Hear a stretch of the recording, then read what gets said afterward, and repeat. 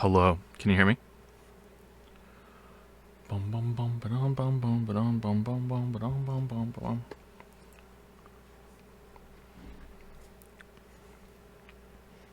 Please make Jom an emote. No.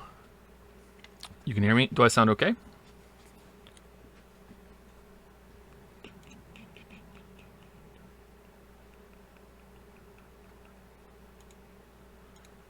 It's actually real. Yeah, because you scared me into thinking I have to stream soon or else I'm going to lose my platform. No, I've been meaning to do it since the Elden Ring video came out, to do like a post-video Q&A. I'll probably do this now, and then I'll do another one later today or later in the week when the kids are awake. And we'll see what the sound quality is like. So we'll see. I don't have half of my shit set up. We're not going to be playing a game. We're not going to be listening to music. Maybe I'll put a little bit of music on. We're not going to be playing a game. I'm not going to be saying thank you to subs or anything because I don't have that logged in. I can't even see that on the list. So I'm going to have to just like sit on chat and just like see it. So I'm going to be answering questions. So I'm probably not going to be doing that. Let me pop out chat though. Chat settings. I've forgotten how to do it. How do I pop out chat? It's right there, isn't it? Chat settings? Do I have to go to switch non-mod settings? And then I pop out chat? Yeah, there it is. Pop out chat. Okay. Do do do do do do do do do do do do do do do. Fuck. Whenever I make the chat bigger, it makes all the windows bigger.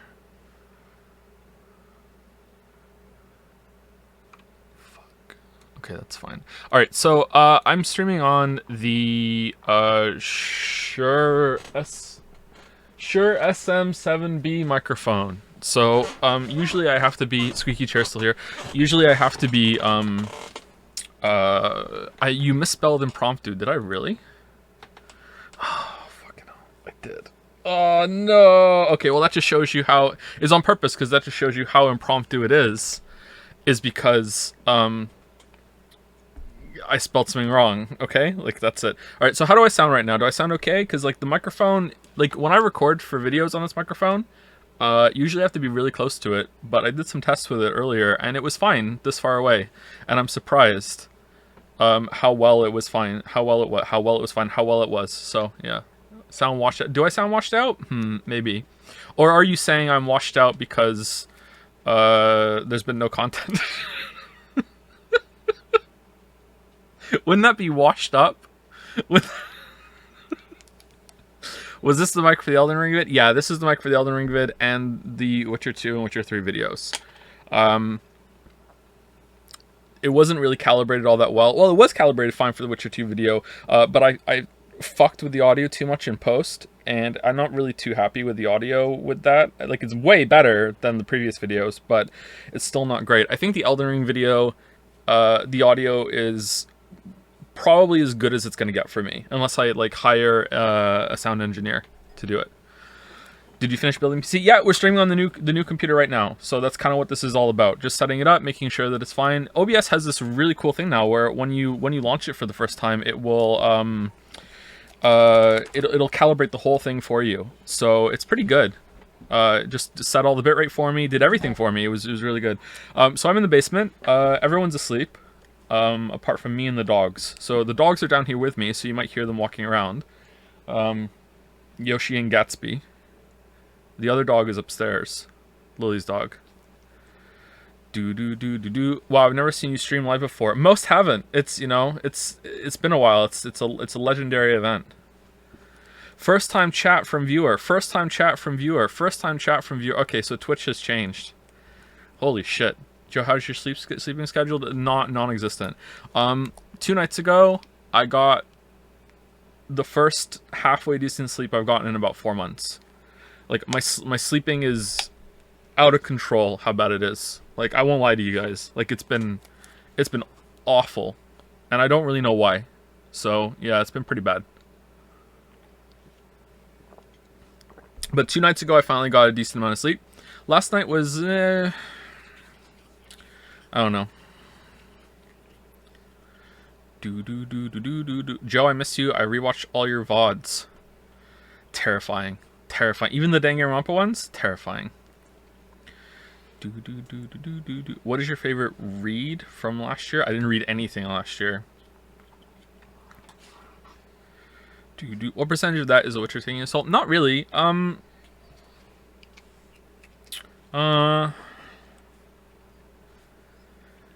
It's mostly being a dad.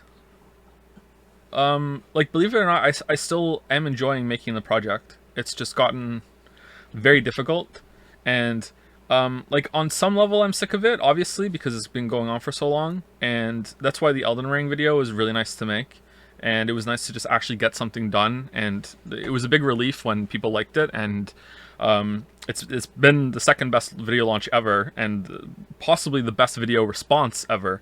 So it was a big relief to be like, oh, I can still do this. That's fun. Because it's been a while. Hopefully I don't show the screen right now, because it's stuck on image, right? Yeah, it should be fine.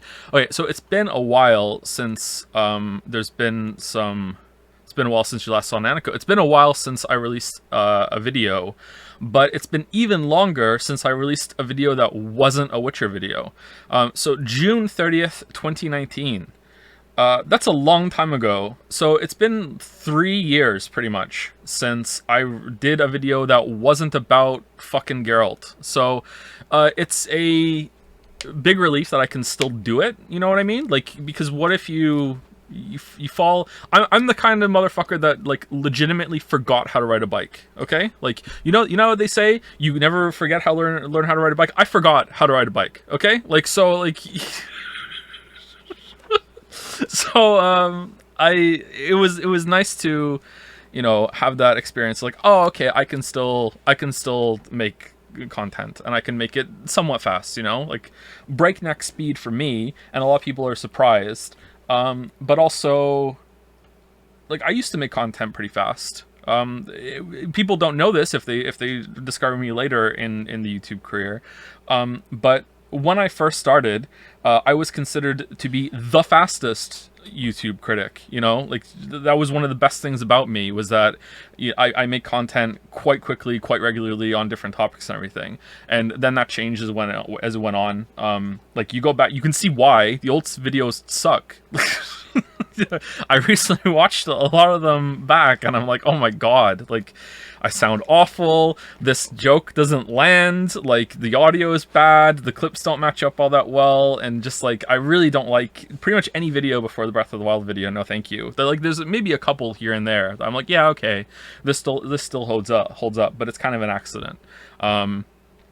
Where yeah, like, I went back and I watched all the Dark Souls videos, and the Bloodborne videos for making the Elden Ring video, and, like, wow, some of them are just really bad. And even some of the points I make in them, even, it's not just about the delivery, even some of the points, I'm like, who cares?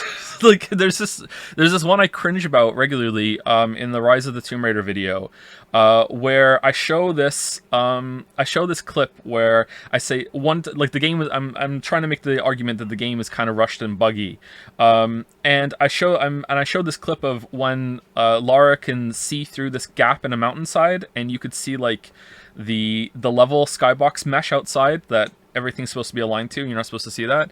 And I say that, oh, at one point I could see through the gap in the world, you know, as if this is like slam dunk, wow, this was rushed. And I look back at that and I'm like, that's just like the tiniest little area, no one's gonna see that. Like, why do you care, Joe? Like who cares, past Joe? So yeah, I'm sure that I'm way harsher on myself than most people are. Well, most, but yeah, a lot of the old content I'm not really all that fond of anymore. And that's part of the reason why a lot of the newer stuff takes so long, is because I fuss over it more. But that can be too much, for sure. But there's also a benefit from fussing. Like, I think the Elden Ring video is actually one of my best ones, even though comparatively to the later stage content I've released, I made it quite quickly. But it was also... So, I'm just talking. I'm not even answering anyone's questions. I'm just talking now. I'm sorry. So the Elden Ring video was an experiment. It was like a vacation from the Witcher stuff, but it was also like, how quickly can I make this video, because I'm not sure if I can even make videos anymore going forward. Like, I don't know, because of how my home life is right now, if I can even make the content anymore. like I don't even know if I can stream anymore because we have 4 kids and it's just the house is too small for us, and they're going to be right above my head when I try and do another stream later. But maybe this microphone's going to be fine. So like I did an experiment, and it's like I thought it was a pretty fair experiment because it's like, okay, I know this series, I know these games quite well, I know I can talk about them and write about them, and I have a lot of experience to draw from. But at the same time, like the game's huge. Like it's a really like even if it wasn't a big open world game, the Dark Souls games or any Souls-like games are usually very mechanically dense and very difficult to talk about. So it was a pretty good experiment of like, I have a lot to draw from here. I know I'm going to have enough to talk about, but at the same time, it's not going to be easy. So my goal was, I said this on Discord as well if you saw it, so sorry for the repeated content, was I want to write it in 2 days, I want to record it in the next 2 days, and then I want to assemble the video in another 2 days. And I understood that would probably go for a full week. So that was my goal. And on the first day that I started writing, and I gave myself enough time to play the games as much as I wanted to. That's it. So that was my goal for the experiment, to see how quickly I could make it. And on the first day I started writing, I got sick. And it wasn't like the worst sickness in the world, but anyone who's ever tried to do something like creative writing can attest that if you're not feeling 100%, it's very hard to do any writing. If I hadn't gotten sick, I would have finished it in time. I would have finished writing the script in 2 days. It actually took me 4 to 5 days because I got sick. But then later on, I had to add a little bit to the script, so it's kind of hard to judge the recording part. And the recording part I would have gotten done in 2 days as well. So I think that would have been successful. But the video assembly part, oh, hell no. Hell no. So the video assembly took me 3 weeks. I think it took me 3 weeks. Around there. After I blew past the 2 days, I was like, ah, fuck. Oh, well. Now, some of you who might be familiar with video creation might be having the opposite reaction of some of you right now, and might be looking at that video and going, wow, you made that in 3 weeks? You know what I mean? Like 3 weeks, 3 week turnaround on making that video is actually pretty fucking good. To be fair, but the whole point of 2 days was like, I knew I wasn't gonna be able to make a video of that quality in 2 days, but I wanted to make just a video in 2 days. So that was supposed to be like, I would be able to just cut down on fussing and just do my best, whatever I can do in 2 days. And I just couldn't do it. I couldn't not fuss. I couldn't keep myself from matching the clips and doing some creative stuff with editing.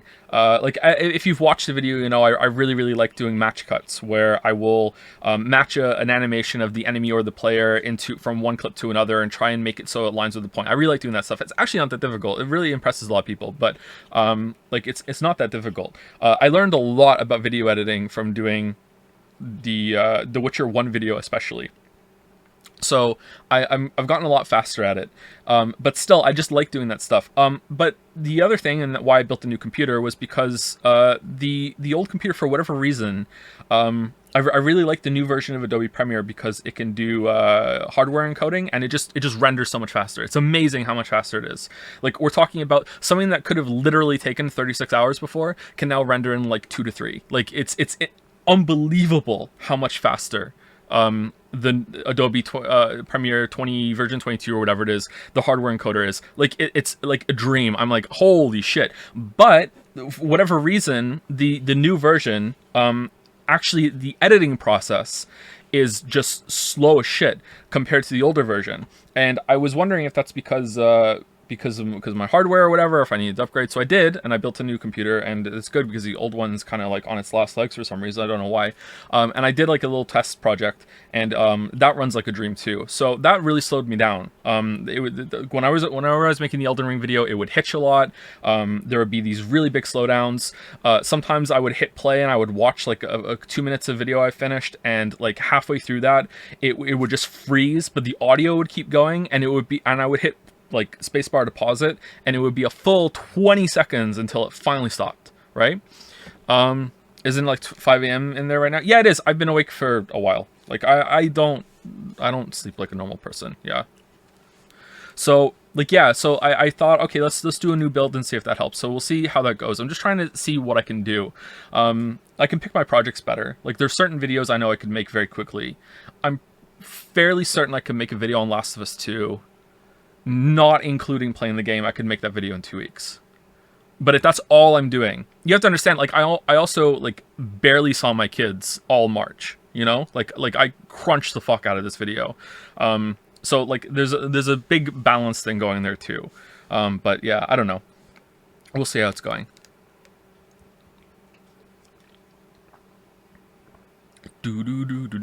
Steins Gate video will take 5 minutes. It sucks. Do you have a Ryzen CPU? No, I don't have a Ryzen CPU. I have an Intel one. I don't really like AMD. I had a bad experience with AMD, so I'll never buy them again, which is probably wrong of me. Don't take that as an endorsement of Intel or, you know, damning criticism of AMD. I have no idea how to do this shit. You know, like, I just found out that I'm pretty sure for one whole PC build, okay, that I didn't even go into the BIOS and turn XMP on to get the to get the full speed out of my RAM.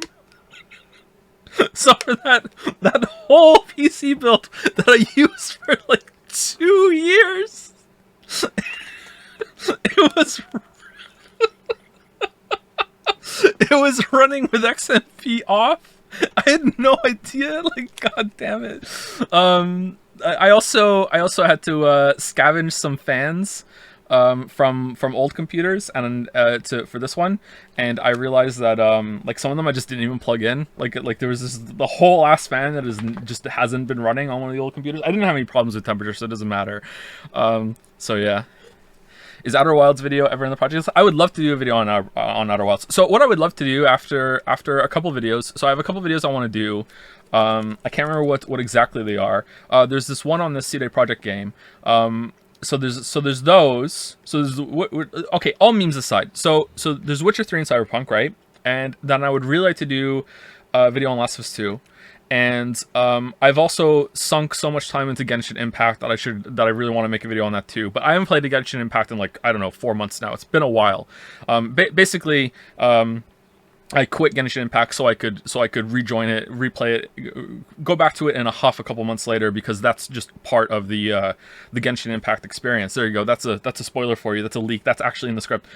So like after those, I would really like to do just, I don't know, at least 10 videos of just non-stop, like, I love these games, and I'm gonna be a little critical of them, of course, because I'm me, but, like, I just want to make positive videos for, like, 10 games in a row. So, like, Outer Wilds, Crosscode, some of my favorites, you know, like, that I've played back in the day, you know, stuff like that. Undertale, yeah, Undertale, Danganronpa, but no, that wouldn't qualify for that.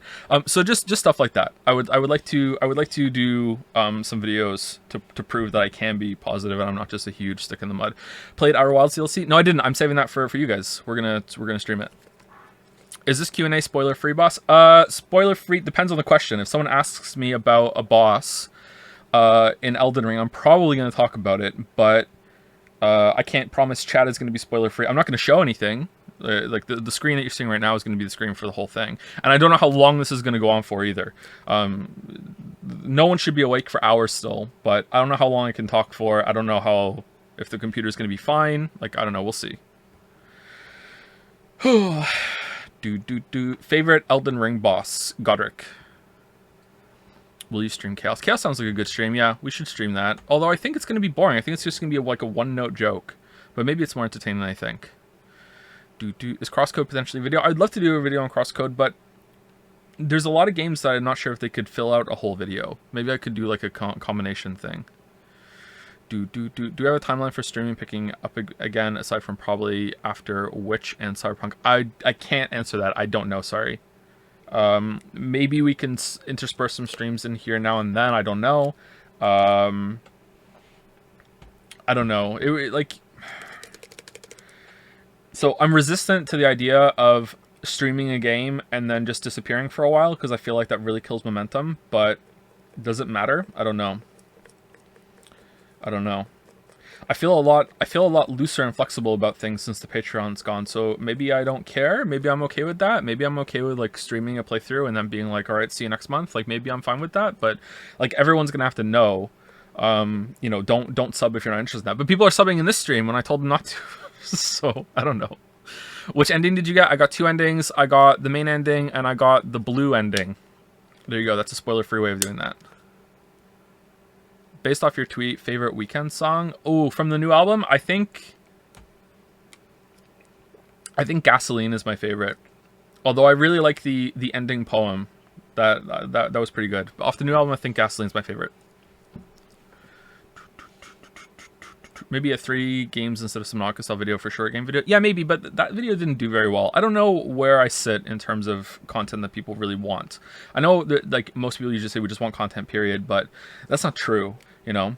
I feel like the videos that people really want me to make are one of two. Either Joe goes really long into a series or a big juicy game with a lot of plot stuff and gameplay stuff at the same time and you just do the whole shebang. Or Joe crucifies big new popular thing. You know, I always do it fairly, but I think those are the 2 things people want from me, and anything else is like, yeah, you know, it can be a good video and a lot of people could enjoy it, but it's not going to get the clicks, you know what I mean?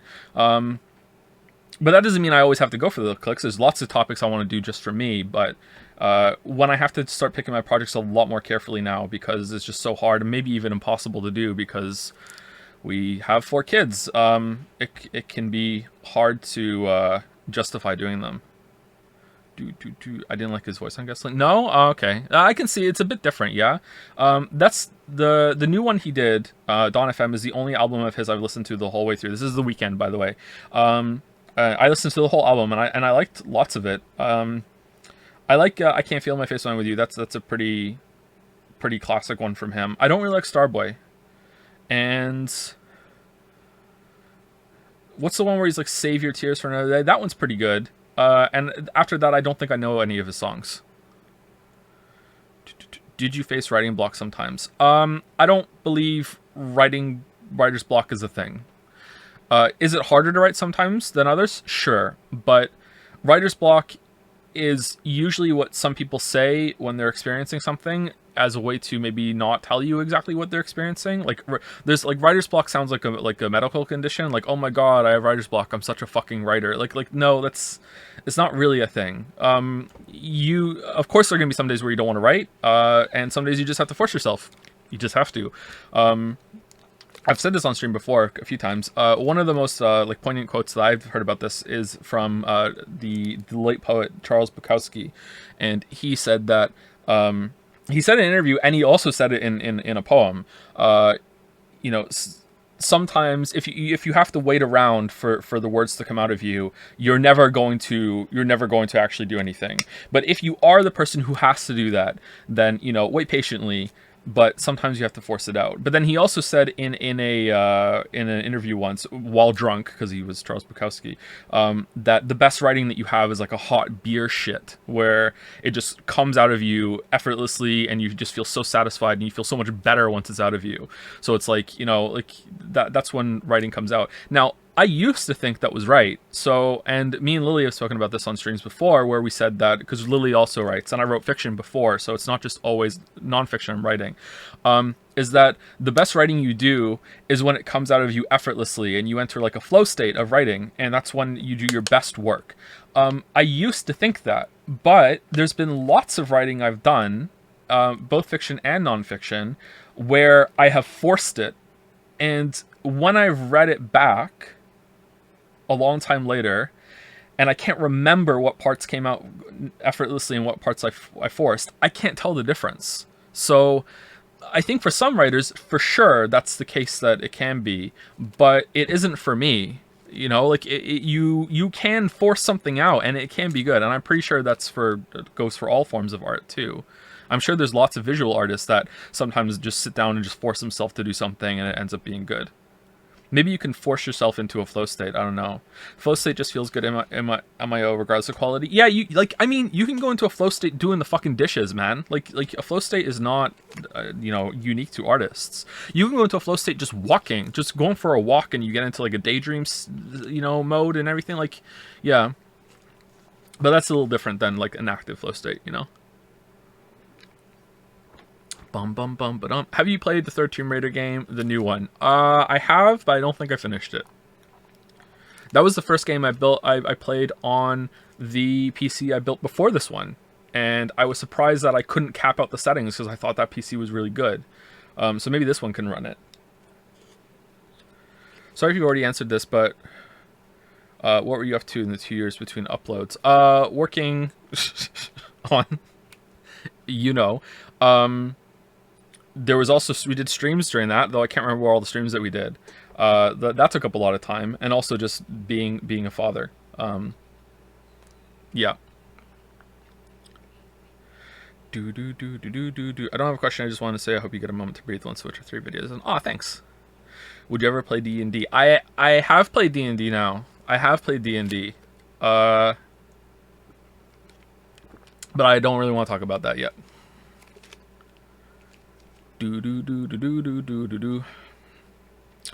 How is that, to be honest? I have one kid and it is exhausting. So, one kid is hard. You have your first kid and you're like, oh my god, how the hell did I not realize I didn't have any time before? And you know, I had so much time to get things done, I didn't realize it. When you have a kid, when that kid is now taking up all your time, it really like soaks it up. And then you have another kid, and after you have a second kid, you look back and you're like, oh my god, I had all that time when I only had one kid. Why did I not get everything done? And then you have a third kid, and that doesn't happen again with your third kid. So that's when, you know, it compounds. There's a lot of like the kids can entertain each other and everything, but once you start getting into third and fourth kid territory, you're not realizing that you had a lot of time. Your time just becomes a lot more compressed, and you have to let things go. You know, Lily struggles this with a bit. I hope she doesn't mind me telling this. She's probably fine with it. Lily struggles this with more than I do because Lily, like my job is doing this, you know, doing the YouTube, and right now doing this, but I haven't been doing this for a while. Lily's job is primarily to look after the kids. And like I have, and Lily gets very insecure that she's not doing enough for the household and for the kids. And you know, I always have to like reassure her and tell her that you know, first of all, she has the harder job out of the two of us, and secondly, that you're not a time traveler. You can't make time. You know, your time is completely capped, and you make the most of it, and you also have to have some time for yourself at the same time. It's very stressful. It's very, very stressful. How old are the kids now? Finn is almost 7. Leo's 5. Kate's about to turn 3. And Mila's about to turn 1. We're about to enter the birthday alley where there's just a bunch of birthdays back to back, 1 month after the other. Yeah. I know, yeah, he's gonna be 7 in August. I know. So remember that, like, the YouTube channel for me started after I became a father. Like, I was already a dad when the first video came out. Barely, but I was working on the first video, like toward the end of the first pregnancy. So this has always been a balancing act and a juggling act for me, and I always knew it was going to catch up to me, and I just didn't know when, and I didn't know how hard. And to be honest, it caught up later than I thought. I thought that it would catch up much sooner than it did. But when it did catch up, it hit way harder than I thought it was going to. And that's the primary reason why the Patreon's gone. Like, a lot of people seem to think, and I was really tired of like qualifying things on Twitter and everything, so I didn't want to say this.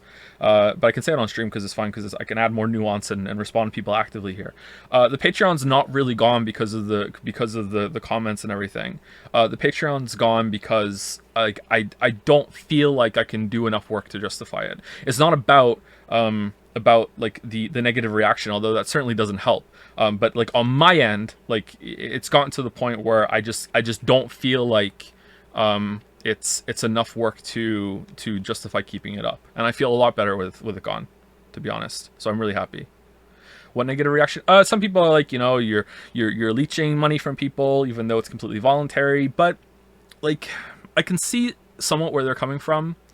It can easily look like the person doesn't need to do any work because they have that guaranteed coming in all the time. And I could switch it over to per video, but at that point now I'm incentivized to make videos that are shorter. Do I and then it gets really complicated because it's like, okay, well, but you don't have to make it per video. You can make it per 1 hour of content. And then I'm like, okay, yeah, but now I'm incentivized to bloat my videos instead of making them short. Like, and what if I just want to add, like at the end of the Elden Ring video, like there's an extra 10-minute part where I just talk about things I forgot to put in the script, and I could have easily made that another hour long. Like there's so many points I forgot to write, and I just cut them out.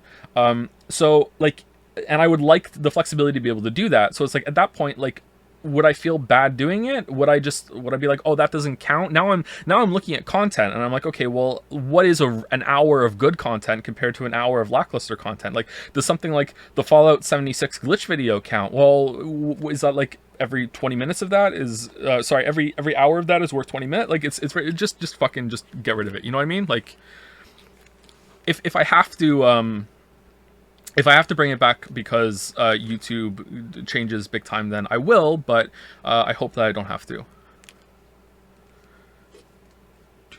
I basically, on my mind, I'm paying for previous videos I watched because of joining. Like, yeah, that there are a lot of people like that too, and a lot of people want to be able to support that. But it's okay. Like, it doesn't. It's not all that necessary anymore either. Like, I don't make an absurd amount of money from YouTube, like the ads, but I make enough money, you know what I mean? Like it's also like the Patreon is funding more content. It's a good safety net, and it can definitely help, especially when there's really bad months. Like the good months on YouTube aren't always guaranteed, but the Patreon is funding the creation of new videos isn't really true. But I don't know if that's true for a lot of other content creators as well. Because I don't know what my ad rates are like compared to others. Like long form seems to do quite well, and maybe that'll change one day. I don't know. Is YouTube your main income? Yep. Has been for a while. Which video brought in the most people to the channel? I was reminiscing about how I came to know you, and it was just an algorithm recommendation for you. The Witness video. I actually wooted in delight seeing that you had uploaded the Elden Ring video. Oh, thanks. Okay, so the biggest difference was probably No Man's Sky. No Man's Sky made the channel. Over time, probably the Fallout 4 1 year later video has brought in the most people.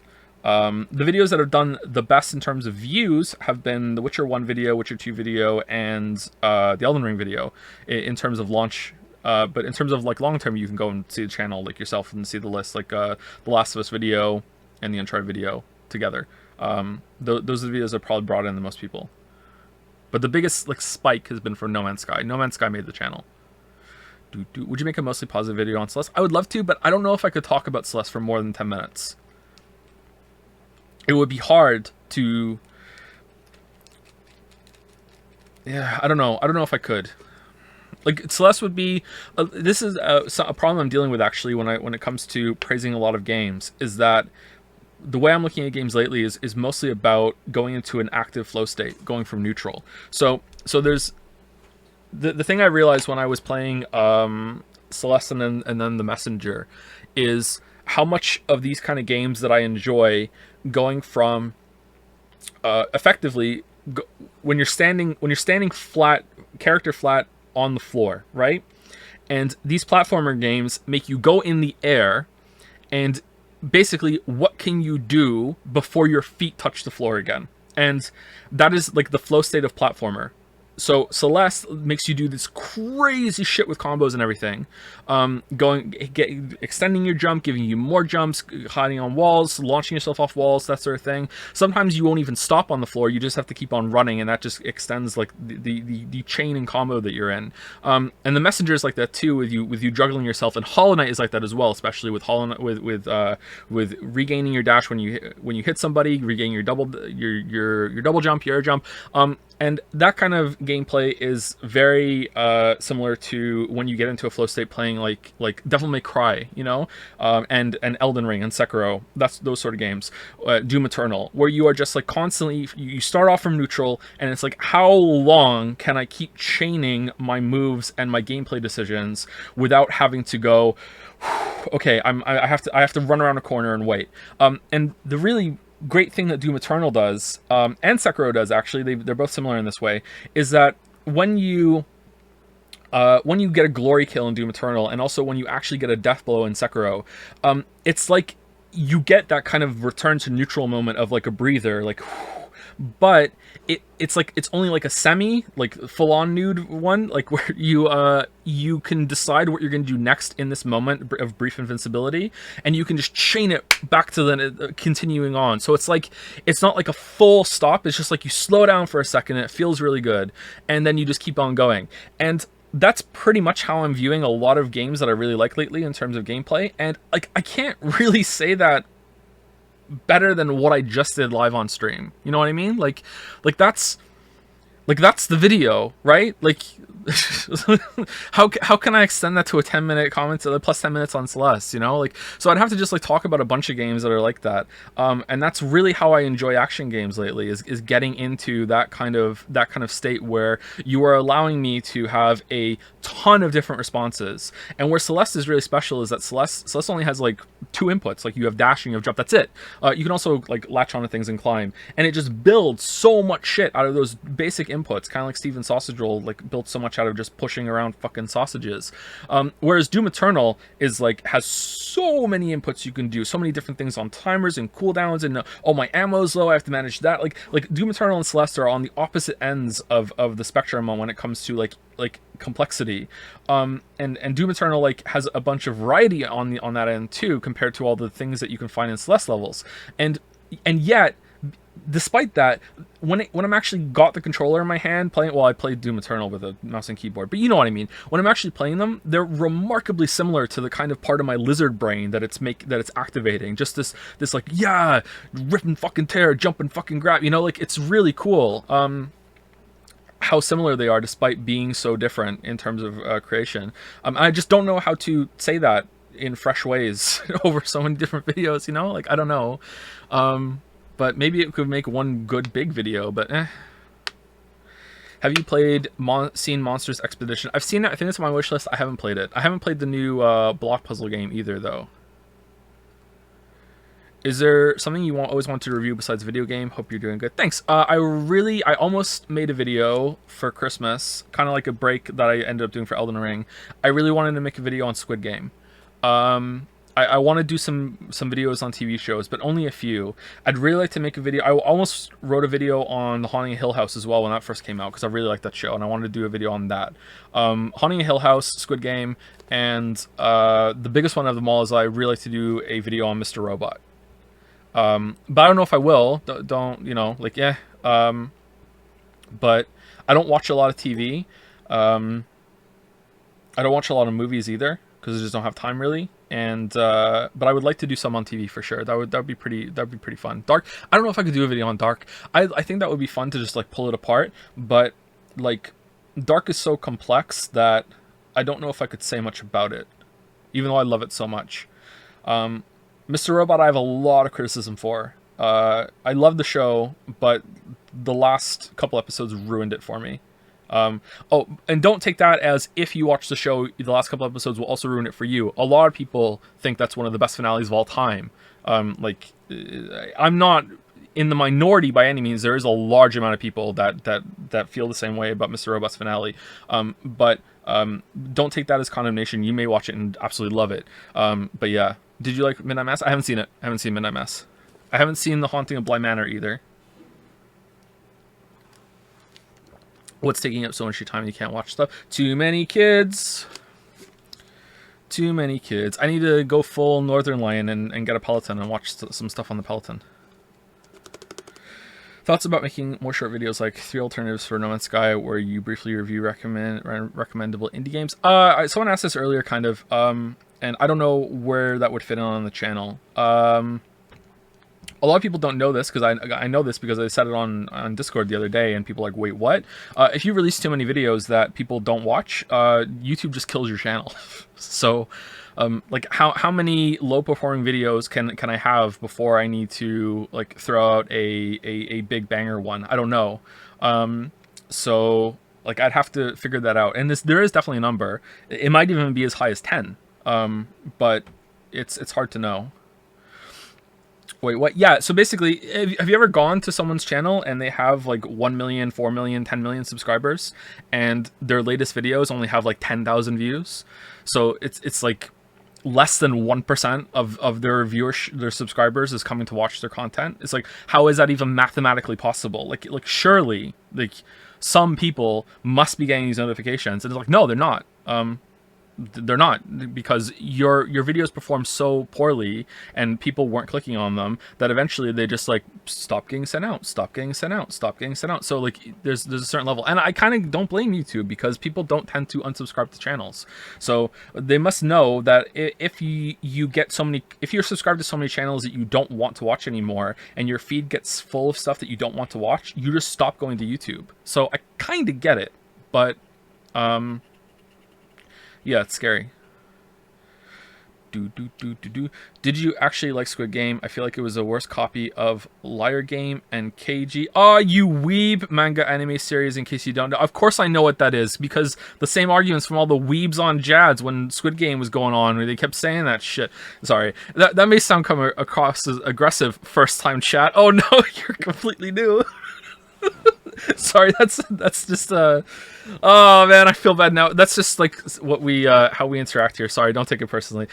First on chat. I liked it. I don't know that series, but I quite like Squid Game. It has some cheesy moments for sure, but I think that the social commentary is pretty on the nose, but I feel like for some people it has to be on the nose. That KG thing is on the nose too, isn't it? Yeah, I don't know. I don't know what you're referencing. So yeah, But I really like Squid Game. Squid Game. Are the Baba and Sekiro videos still coming after The Witcher? They've gone to Black Hole. Black Hole. Baba, I'm not sure. Again, I'm not sure how I could extend the Baba Is You video. I might have a whole script for that actually. I can't remember. Sekiro might be gone forever, because the main brunt of what I wanted to say in the Sekiro video, I just said in the Elden Ring video. Baba Is You, a puzzle game.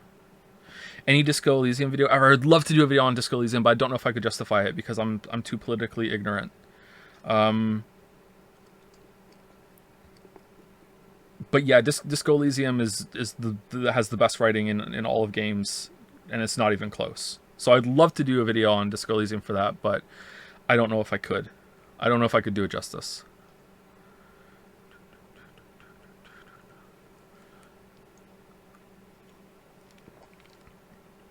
Are you a crier in intense emotional moments, i.e. Interstellar, when watched the videos? Oh, I can't say that because it's a spoiler. No. I can't remember the last time that a movie made me cry. Maybe not ever. But recently there was a song that completely destroyed me and was making me cry. There's a... Do you know the guy who plays Dandelion in the Witcher series? He has a band called The Amazing Devil, and I really like that band. I found like might even be my favorite band. Like, I love that band so much. Like, I love that band so much. On a second screen right now, I have one of their songs open, paused on YouTube. That's how much I love that band. And they have a song that's about being a parent, and it just completely destroyed me and made me cry. In fact, it completely... And I'm not a crier, so that's why it was so weird. It was very unsettling to experience that. Just to get just sucker punched by a song. Like, I couldn't listen to that song without crying for, I don't know, maybe 8 or 10 listens. Like, it was that high. It just completely destroyed me. What was the band name again? The Amazing Devil.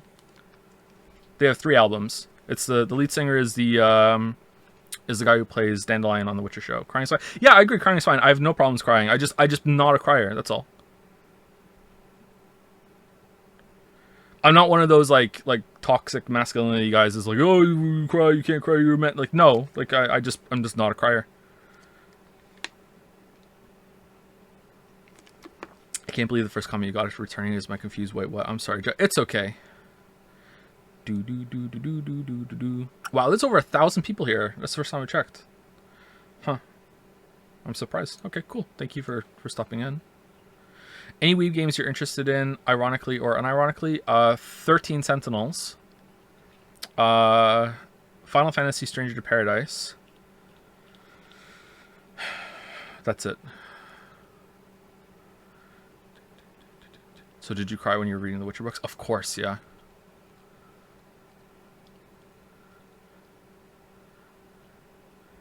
Have you played Paradise Killer? I have not. What did you think of Mortal Shell? We streamed it, and I said my thoughts when we streamed it, didn't I? It's okay. Kind of like a shrunken down kind of Dark Souls thing. It was alright. Last boss was kind of eh. Will you play Tunic? I've played Tunic a little bit. Actually, I played it more than a little bit, because I have a Steam Deck, and I've been playing on the Steam Deck. And when I play my Steam Deck, because I have a Steam Deck, Tunic is the game I play on my Steam Deck when I'm playing my Steam Deck. I haven't finished it, but I got fairly far. I have to be careful because of spoilers. I don't really like it. Sorry. It's fine. Like, the exploration part is what I enjoyed the most, and I feel like I'm done that now, unless there's secrets I haven't found. The combat, I could live without ever doing that combat again. Like it's like serviceable, but it's pretty. I like how it's structured and everything, and it's clever in some places, but I don't know. I'd like to finish it first before I know. What's the game? Tunic. It's unironically like Dark Souls. It's very much a Souls-like. But even though the little fox guy is wearing a tunic like from Zelda.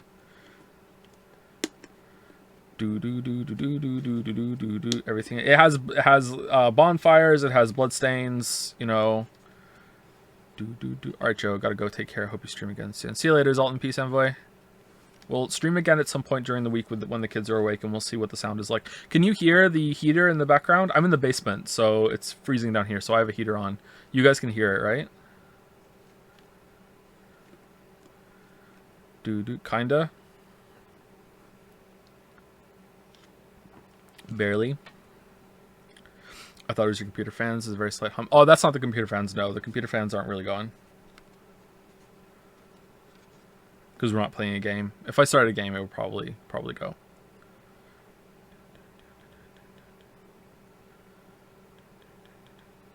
So interest in Souls games is dead? What? Oh, yeah, yeah, pretty much. Like, obviously, I'll still play them for the exploratory parts of them, but I played Souls games for two reasons: the exploration and the combat. And for a while, it's been mostly about the combat more than the exploration, although Elden Ring really brought that back to the forefront. So now, if they were to announce Elden Ring 2 or Dark Souls 4 or another game that is not like Bloodborne or Sekiro, like, I would watch the trailer. I would be interested enough to check it out to see what they're doing. But my excitement would be very much muted. I would be like, okay, before I can get excited, I now have to get to this place where I can see that they're actually responding to the problems that they've hit in the series and aren't just doing more of the same. Because if the series going forward is about using like everything that you have available to you, and like if you're going melee only, you have to hit trade, that sort of thing. I'm just not really that interested. Sorry. Like, I'll still play them for exploration and just to see, but I'm really over it. I know a lot of people are saying it's hyperbolic, but I really mean it, man. Like, the last stretch of that game just like really just sucked all the enjoyment out for me when it comes to these kind of games. Like, it was just fight after fight after fight, except for the one that starts with G toward the end, of just bullshit, of just like, oh man, like I can't play the game like I want to. Like, what the fuck? So yeah, I was pretty disappointed. Have you played Cyberpunk 2077 since it has been fixed? I have not, no. But I will.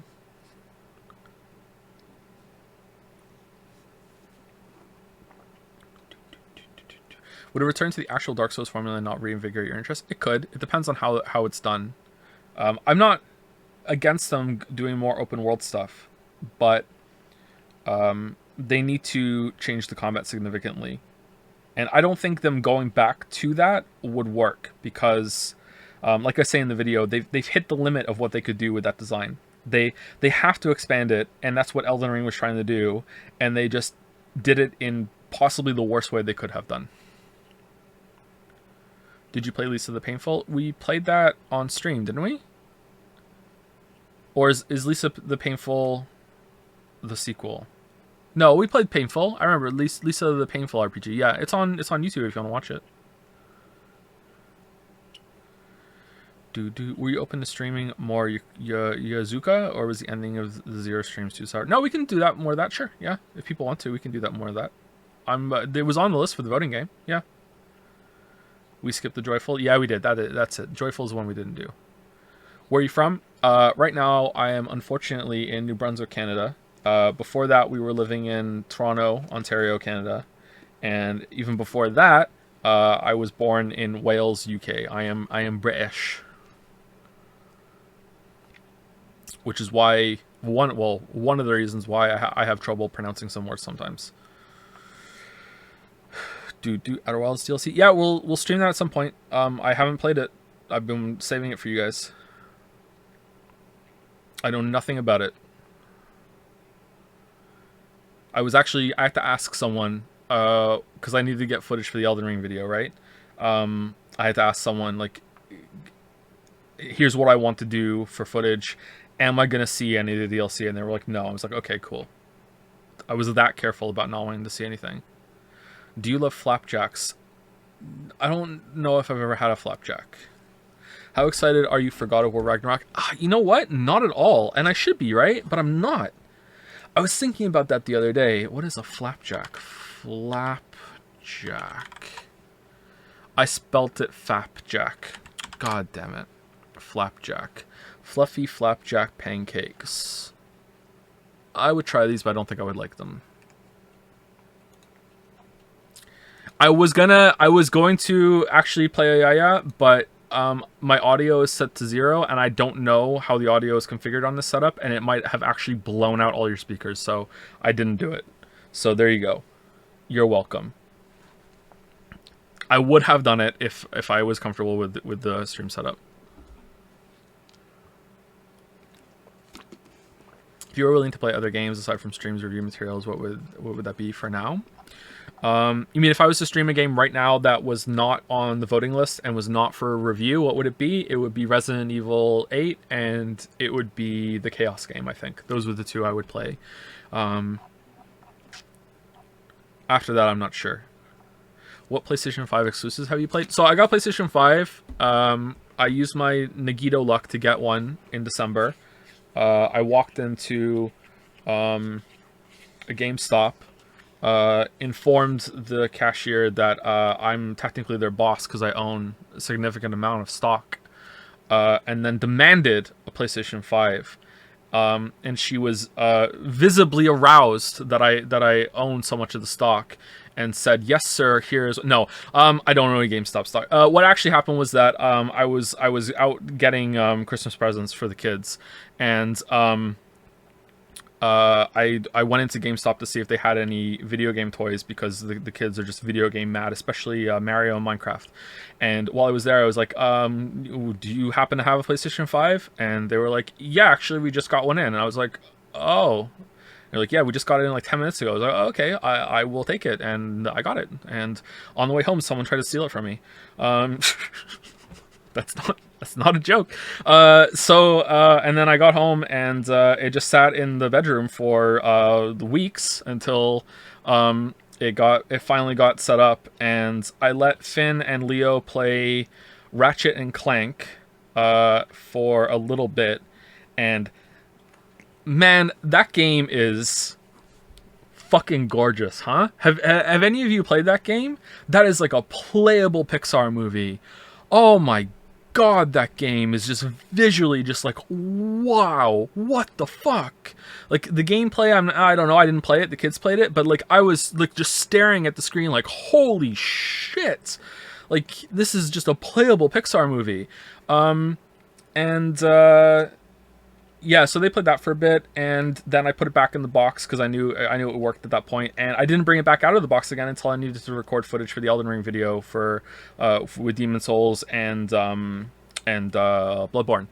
So there we go. The built-in recording feature on the PlayStation 5 is so much better than the PlayStation 4. So it was really nice to use that. And that's it. I haven't played Returnal. I haven't played the Demon Souls remake past what you saw in the video. Like, I only played it for a little bit. I didn't finish it. I would like to.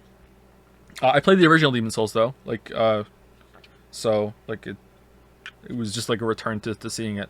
But I'd like to play Returnal. And that's it. It only has 2 games, right? 2 games? 3 games if you include Ratchet and Clank. PlayStation 5 doesn't even have 5 games. Do you ever struggle to get yourself to finish a game for video? Very rarely, but it has happened. I struggled really hard to finish No Man's Sky, Parts of the Witness, and Darkest Dungeon, especially. Like, that was pretty rough. I can't remember another one since then that has been as bad as those. How did someone almost steal the PlayStation 5? Well, he saw me carrying it back, and he kept asking me where I got it from, and do I think they have extra stock? And every single time I answered, he feigned ignorance and kept trying to get me to point to where I got it. Like very, very aggressively standing close to me. Like, point, where was it? Where was the store? So I took one hand off of it so he could grab the PlayStation 5. And I just wouldn't, I was like clutching it like that guy in the Brazilian soccer meme when he has the trophy. I'm just like holding it, like with my head, it's down there. Down there. So I just walked away.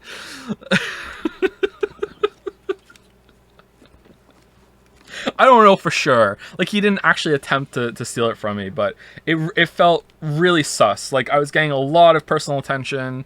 He was relentless in asking the same question over and over again. He looked a little nervous, but you know, like, I'm me, man. I'm me. I thought Canadians were polite. Not in New Brunswick. It's pretty rough here. We're not happy here at all. Moncton has gone downhill, and it wasn't even that great before. Do you play any games or introduce them to your kids? You mean specifically, do I ever like sit down and show the kids a game and then have them play it? Sometimes, yeah, but the kids are into... it doesn't always work. The kids are into their own games right now. They're really into Minecraft, Stardew Valley, and the Mario games. They play their Switches a lot. Maybe even too much, but that's, you know, what it's like with being a dad in the modern era. They're really creative. They make some crazy things in Minecraft. It's so impressive. They're actually pretty good. Finn plays a little Hollow Knight, but he's not that great at it yet. But he did beat Hornet by himself, and he's gotten to the City of Tears. And I will not help him. Like, he knows that for sure by now. Like, I won't help him. Like, he has to do it himself. I will help him some other games, but I won't help him Hollow Knight. So he's pretty good. They play a lot of Minecraft. Minecraft is their favorite. Odyssey, yeah, I think they've beaten Odyssey, but I'm not sure if they use some of the help things in Odyssey or not. Finn especially has played a lot of games on the... what is it called? The Virtual Console? Is it Virtual Console or is it called something else? And that has like emulator rollbacks, and he will do those to get through some areas. So he's beaten a lot of games, but you know, has he really beaten them? You know what I mean? You know what I mean? So yeah, he does that shit. Sorry for asking what is probably a repeat question, but any rough timeline on returning to streaming second channel uploads? Totally fair if you don't know yet. I don't know yet, sorry, so I can't answer. I have no idea. I don't even know if I can stream. This is part of the experiment to see if we can stream. This is like a post video Q&A that I should have done a couple days ago, but I was on a bad sleep schedule. Still pretty bad timing, but I thought, fuck it, let's just do it. I'll do another one later in the week to see what the audio is like in the basement with this microphone, because I have a brand new setup down here now. I've had the office set up for a while. It took me over a month to set up the office down here. It was a complete disaster. Before it was just like a recording booth in the corner, just sectioned off from the spiders, but the spiders still went in because they didn't understand the deal that we had struck. But now it's more of an office. It's still pretty messy down here. Don't get me wrong. It's like it's only a half finished basement, but yeah. So we'll see how it goes with the kids awake. They're pretty rowdy.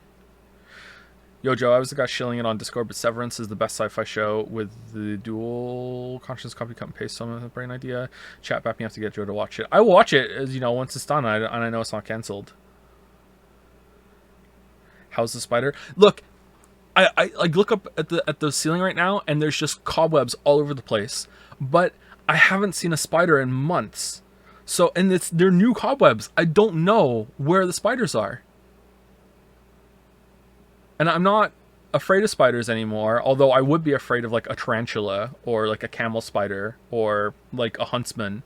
But like the small spiders that we have here, it's like whatever. Like I'll just kill them with my bare hands now. I'm that level of a dad. But I would still like to know where the spiders are because it's a mystery. I don't know where. Oh, is that one? Yeah, but it's dead. Huh. Okay.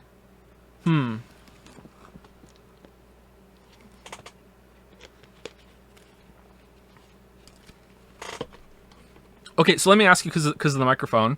So you can hear me right now.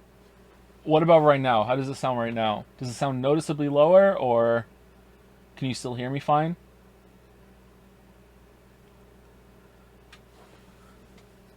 Pretty bad. So that's with my head turned. Okay, how about now? This is probably better, right? Still, like, better than the previous example. It's still worse than me talking directly into the microphone, but this is probably better. But this is the best as I'm talking right now, right? Okay. So this microphone is more sensitive than I realized, but I still need to watch where I am for talking. Okay. It's weird. Audacity is really finicky with this microphone. I have to be like nose touching it almost for it to record properly, but here it's working better. I wonder if there's something wrong with the Audacity settings on it or something off with it. I don't know. Okay.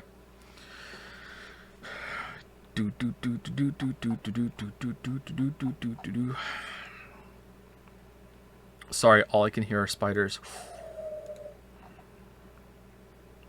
Do you have a compressor active on your OBS? If I do, I didn't set it. It was an automatic thing. Squeaky chair, squeaky life. Yep, squeaky chair, squeaky life. Interested in the Stanley Parable Ultra Deluxe coming out in 15 days. Apparently it's more than double the original script. Good for streaming too. Not really, to be honest. I feel like I've done that. I feel like I don't need to go back for that. Maybe one day. Which is weird, because I enjoyed that. But I feel like I've done that. Been there, done it. I don't need to go back. I don't need more Stanley Parable. Anyone else with me on that, or no? I hope you like it if you do want more Stanley Parable. But What about Deltarune Chapter 2? Nah, we'll do that when it's all out and done. And I don't want to have the Deltarune fight again with chat. Are you using a preamp for the mic? They're pretty necessary for sure. Do you mean the red little box that I have it plugged in, or do you mean the blue cloud lifter thing that I have? Because I have both of those. I don't really know what these things are called. Like, I did when I built it, but I've, like, as soon as I was done, I was like, don't have to know that anymore. Delete. So, I think I have that, but yeah. The blue cloud lifter thing. Yeah, I have that. That was surprisingly expensive for how much of a little thing it is. Like, it works great. I tried it without it, and then I tried it with it, and I was like, oh my god, this was definitely worth it. But it's surprisingly pricey for this little dongle thing. Redbox sounds like a Focusrite Scarlett. Yep, that's it. That's the one. Generation 3. Did you play the Outer Wilds DLC? No. Okay, so people really want me to play that. No, I haven't. I've been saving it for chat. Regarding difficulty scaling in open world games, would you prefer a game that transforms areas while progressing in the open world, even if you had not found said area yet? Forgotten Crossroads to a bigger extent. No, but I wouldn't. That would increase replayability. It depends on the game. Not really. Some people have, even though I put it in all caps, stretching across the screen, optional in the video. Some people don't realize what I was saying there, and you know, like, it's fine if you don't want level scaling. You know, there's been this big, huge backlash to that point. I say huge. Why do I exaggerate like that when I'm on stream? It's been one of the biggest disagreements in the video. Let's put it that way. So it feels like a bigger disagreement than it actually is, because I see it a lot when I scroll through the comments, you know. I definitely understand why some people would like to be able to get stronger and just steamroll an area. Like, that's the common argument, is that that's a perk of RPGs, is being able to just come back later and just be a god, and they like that and they don't want to be taken away. And I 100% see where they're coming from. That's why I would like it to be like an optional thing in the menu, so I can still have that experience and scale up. But even I'm not really that happy with scaling. Like I say in the video, I think once or twice that I don't think these ideas are particularly great, and I don't know if there is a really good idea. But in the Witcher 3 video, I talk about a similar issue. So Witcher 3 does have a scaling option. But it's bad because, for two reasons. The first is that when you scale up things in Witcher 3, they still don't give experience. So if something is below you in level enough in Witcher 3, when you kill it, it literally gives you 0 experience. It doesn't give you 1, it gives you literally 0. So you are scaling. So when you scale things up to your level, it still gives you 0 experience, because it thinks you are, because it remembers what it should be in the area.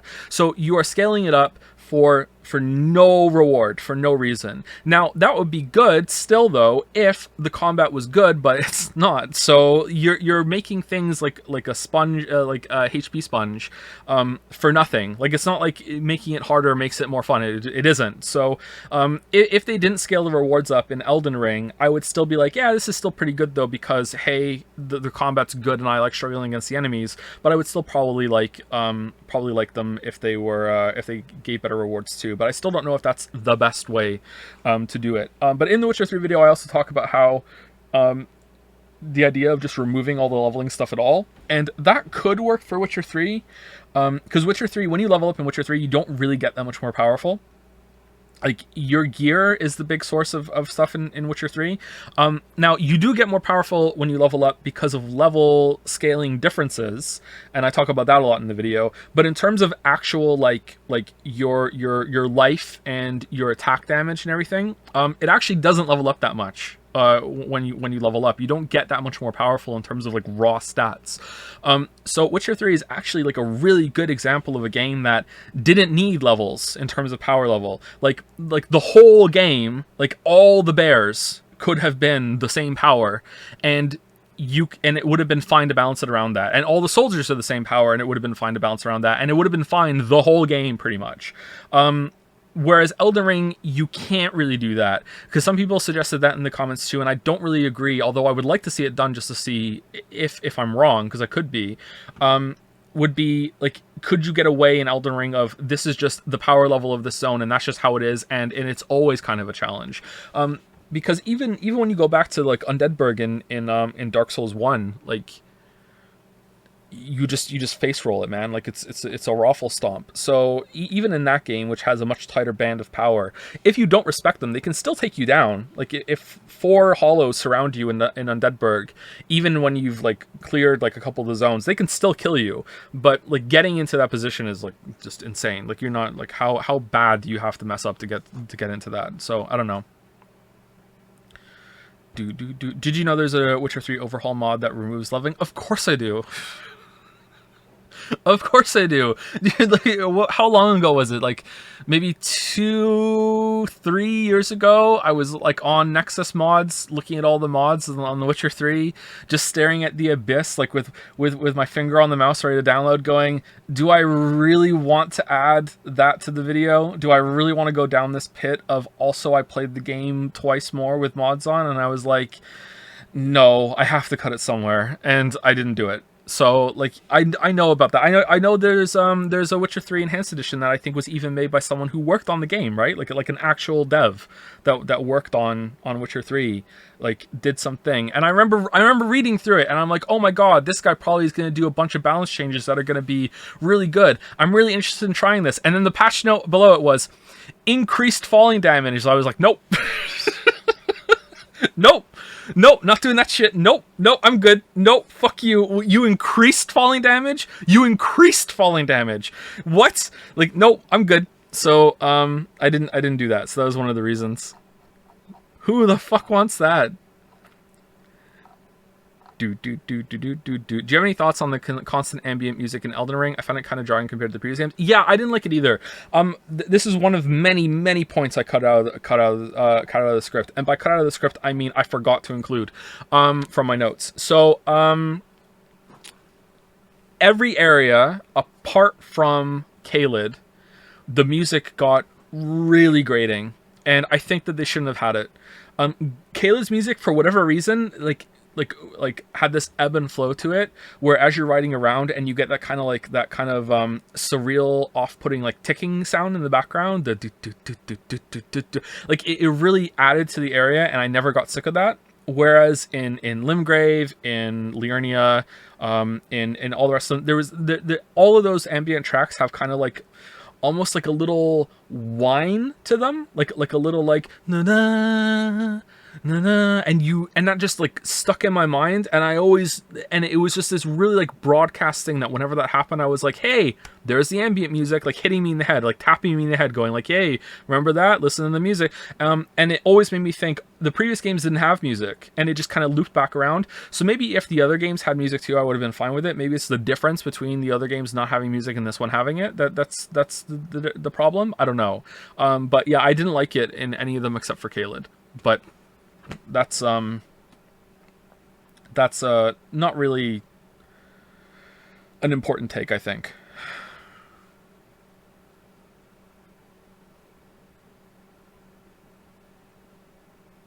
Do you think an extensive mod overhaul can fix Elden Ring problems? It can fix some of them for sure. Randomizing a lot of the content would be fun. I think that's possibly the only one that it could fix. You can't really fix a lot of the boss timings unless the mods are a lot more powerful than I realize they can be. I know that some people have modded those games to like change enemy locations and also add whole new enemies, so maybe, but I don't know. I know I'm beating a dead horse for this one, but Persona 5 Royal, any chance you'll play? I would like to stream that, but that's a huge commitment, so I don't want to say for sure. I would like to for sure do it, but I can't say for sure that we'll stream it. Sorry, because that's really that's a lot of time. How was your Peloton ride? Thank you. Pretty great. Thank you for asking. Pill me, freeze me.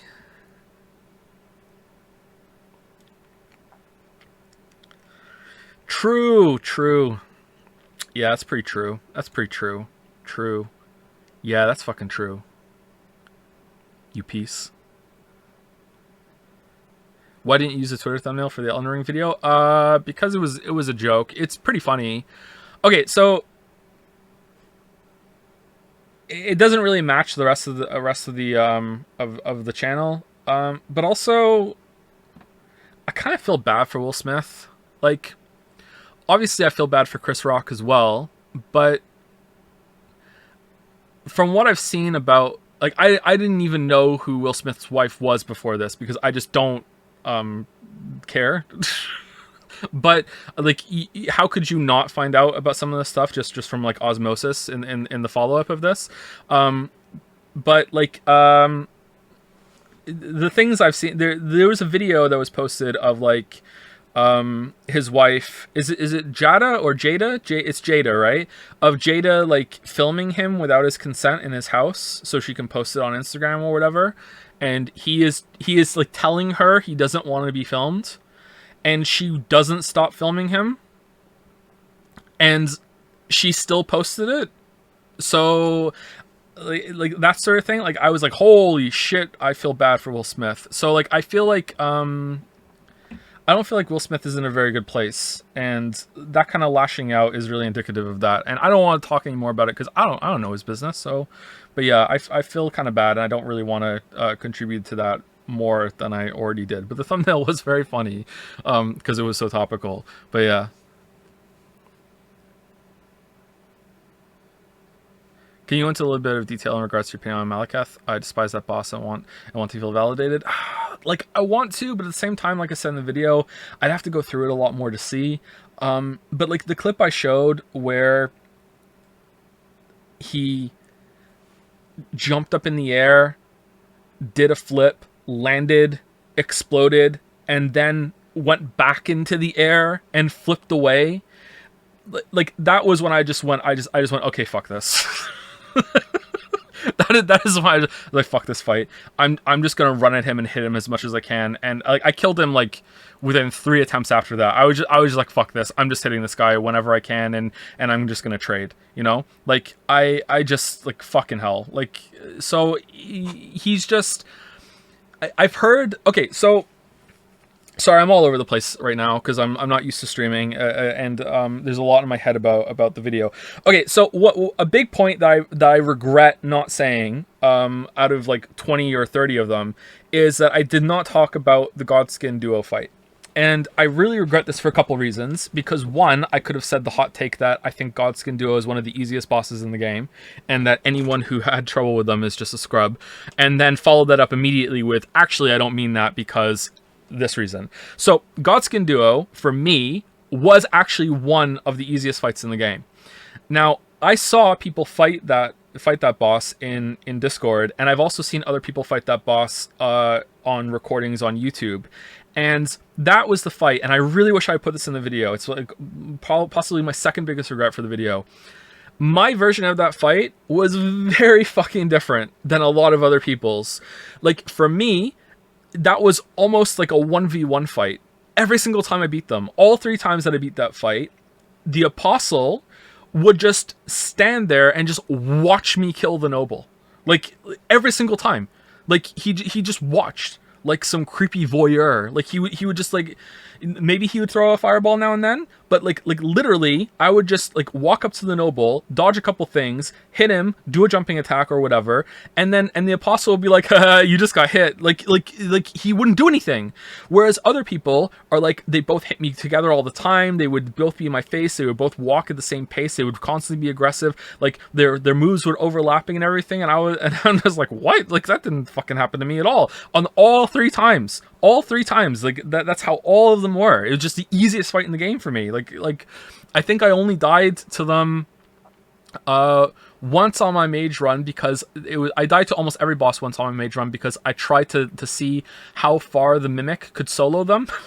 Like every single run, it was like, can the Mimic solo this? Was how I tried with everything. And you'd be surprised how much the Mimic can solo. And if it couldn't, I died, obviously.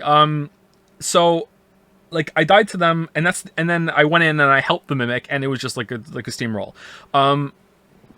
So yeah, like, it was one of the easiest bosses in the game. So the reason why I regret not putting that is because I really think that there's something really fucked with the AI in Elden Ring when it comes to the bosses especially.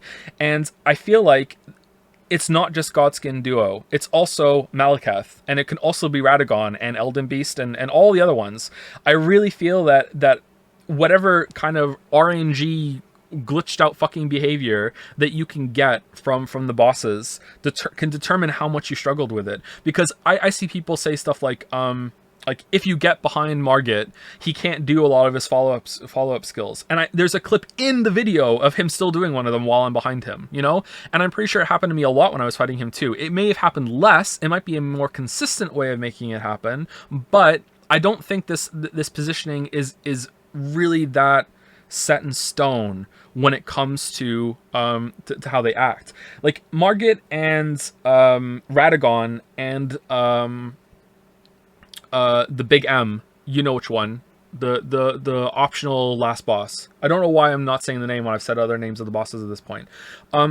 Those 3 seem to share this AI problem, whereas sometimes they would just not stop attacking. There were some attempts where they never went into this passive neutral state. It was just non-stop until I died. Just, it's like a switch was flipped in their AI script, and that was it. They're just, I've just decided I'm gonna kill you, and it was just like bum bum bum bum bum bum bum bum bum bum bum, like just all the time. And I just wonder if are people getting that kind of version of the fight all the time? Are there like, what is going on with the AI variants in these fights? So like, is that what Malekith was for me? Was Malekith always in that crazy ass hyper aggressive mode because of the way I was fighting him would just flip a switch in his mind and he would just like, I'm just not gonna touch the ground for 30 seconds. It wasn't really that bad, but like, just the amount of times that he would just do flips and flips and flips and jumps, and then he would jump across the arena and then run at me to hit me again. Like, so I don't know. So your experience with Malekith might be very different than mine, even if we did the same kind of build. So I really wish I had put that in the script. The biggest regret I have about the video is that I really wish I had spoken more about the shrine dungeons and spoken about how I think some of them were really good, because I said that, but I didn't go into it enough. I wish I had gone into details with them more about the good shrine dungeons and then compared a lot of the lackluster ones, because I think people misunderstand what I mean when I say I wish these were randomized and they were chalice dungeons, because the vast majority of them, say 90% of them, already feel like that to me. That's the point. It's not that I think the chalice dungeons are better, it's that they are already that to me. And it would just be better if they were randomized, because then it would be more replayable. That's it. That's the whole point. That's the tweet. And the other one is the one that I understand. I understand that people don't like that point because I didn't explain it well. But one that I think people aren't taking properly, and it's their fault because they weren't listening right, or because I didn't make the point enough, is that a lot of people heard when I said universal rewards, I want those to be in the game more. They missed the part where I said, in addition to what's already in the game. Like, I didn't want universal rewards to replace all of the things you can find. I wanted that to stay the same, but on top of that, in addition, you would also get, like, one of those universal reward types. So if the first reward isn't for you, at least you got something from it. You know what I mean? So a lot of people are hitting back against that, and I don't think that's fair. But the other ones are fair for sure. You mentioned your Elden Ring video, but do you have any plans on making an annotated walkthrough of Elden Ring like you did for Bloodborne? I would like to, but I don't know how I would do that with an open world. I don't know if people like those a lot. I know they were popular enough when they got watched, but the Dark Souls videos aren't really all that aren't the biggest performers on the channel compared to some of the other ones. So I don't know. Going through it, like maybe that would be better as a stream, and we could cut down the stream. I don't know. I don't know about that format. I'd like to, sure. I think the open world is Elden Ring's best and worst feature. I found myself going to places in the wrong order pretty often in terms of quest, story, and difficulty. I really feel like the game would be better with a bit more linearity. Hot take: this, along with the bare bones journal to keep track of NPCs, would make it vastly better. Yeah, that's another thing that a lot of people resist, but I think most people are warming up to it now. I don't think that you needed quest markers and everything, but a quest log or just a chat log of what the NPC said to you would be great. You can always just Google this, and most people, you know, have a phone and they can just Google it on their phone real quick. But like that's adding a lot of like unnecessary clutter to the experience. Like, you have to Google, you have to make sure you're going on a good website now. Is the chat log fine? You know, why not just have that built in, and you can just go through the chat log of what you had, the conversation you had with the NPC. But then again, you do have to look up where the NPCs are anyway. But I don't know.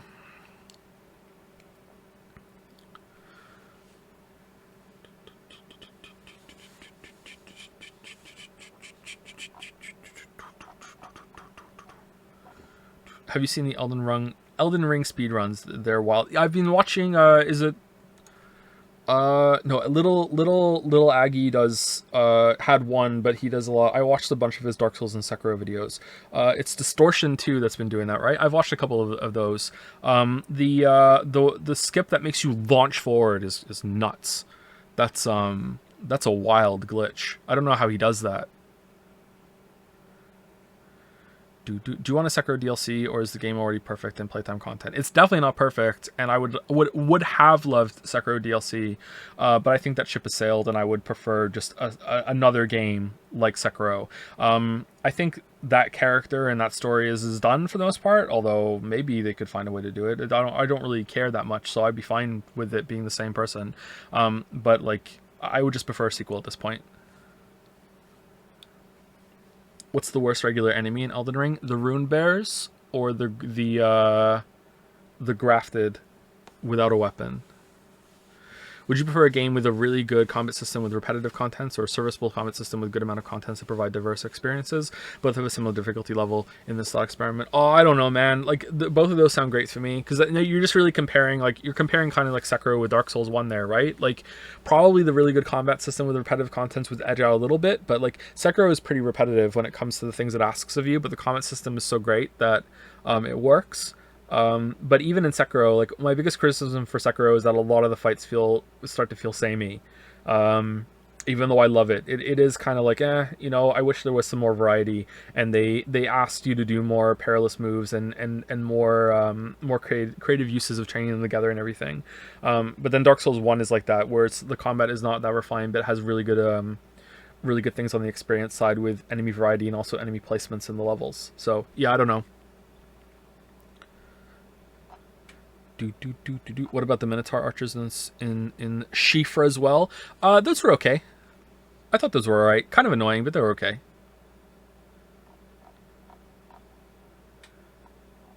Any interest in playing Amori? No, I'm not a weeb. No, but if you guys made me, I play it. I don't have any, like, I'm not disinterested. I'm just like, it's like, whatever. Doesn't look like my thing.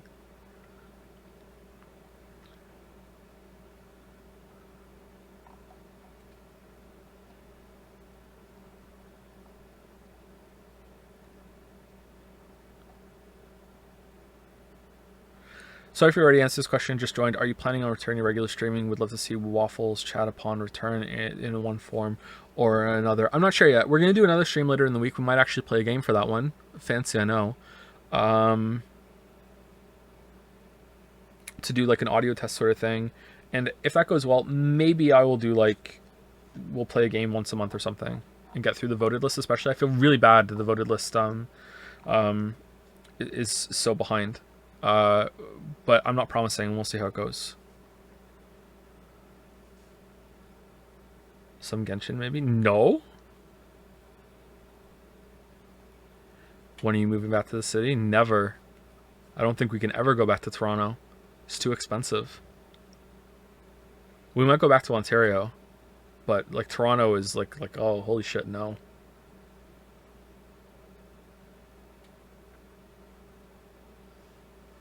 When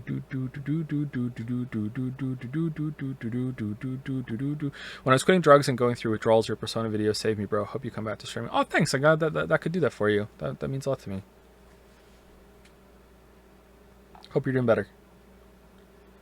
Do you have any opinions on Metroid Dread? Asks Saivaro. I don't know why I said your name. I never do that. I don't know why my brain decided this time I'm gonna say the person's name. I haven't played it. We have it. Finn wanted to play it. I got it for him for Christmas. He played it for 5 minutes, and then he just never played it again. So, yeah, I haven't played it. So, I don't really like 2.5D games. I feel like if you're gonna have that perspective, you should just be animated. Is that a bad take? I don't. There's something just inherently unappealing about 2.5D to me, and I don't know why. But I'm sure I could get used to it. But I haven't played it for whatever reason. One day I will.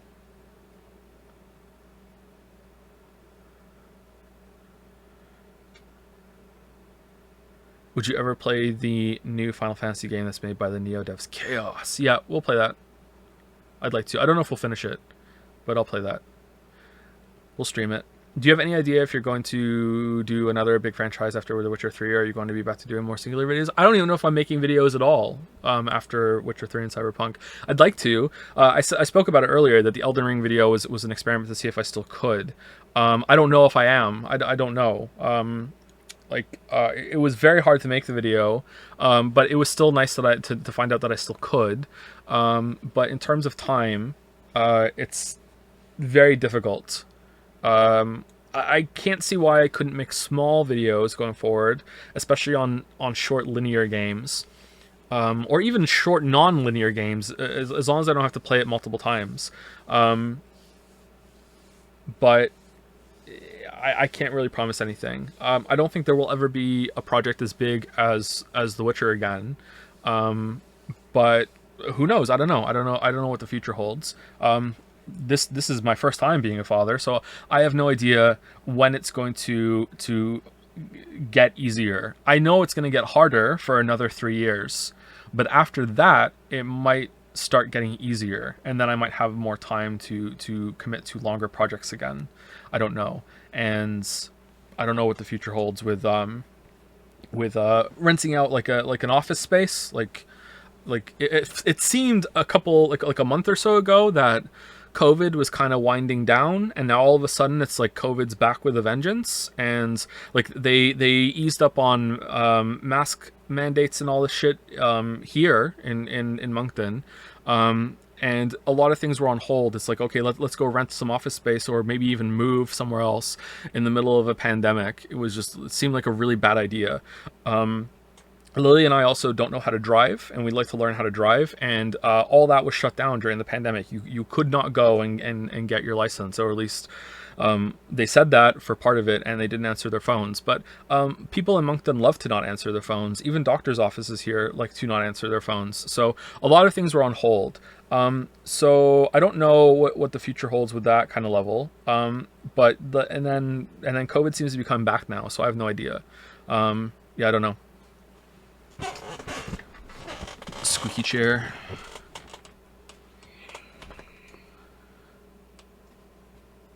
Squeaky chair. Have you played Amori? I have not.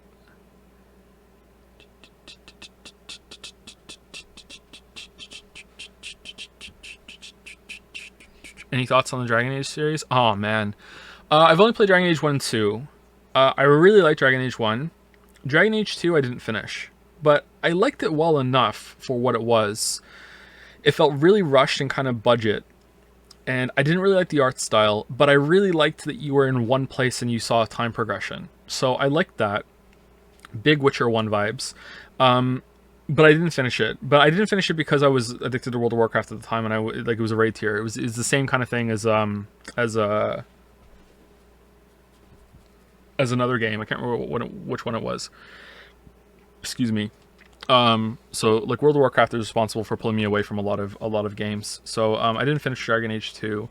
I liked it enough, but Dragon Age 1 is definitely better. I don't know if Dragon Age 1 has aged all that well. I don't know. So I don't remember it all that well. Stoked for Xenoblade 3. Oh, of course. For sure. Least favorite Elden Ring enemy? I know you dislike the Revenants, teleporting, poison spitters. But they're probably my least favorite. The area and Haligtree for them was regular. Yeah, I don't like the enemy. I don't like the Rune Bears. There was another one I didn't like either. I don't like the ones with weapons either. The grafted guys with the weapons. Those are kind of bullshit as well. I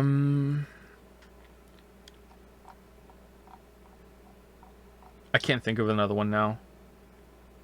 Apart from those two stick out a lot. Did you play Sifu? I did not play Sifu. I tried though. Did you play Returnal? I did not play Returnal, no. Maybe we'll stream that and see.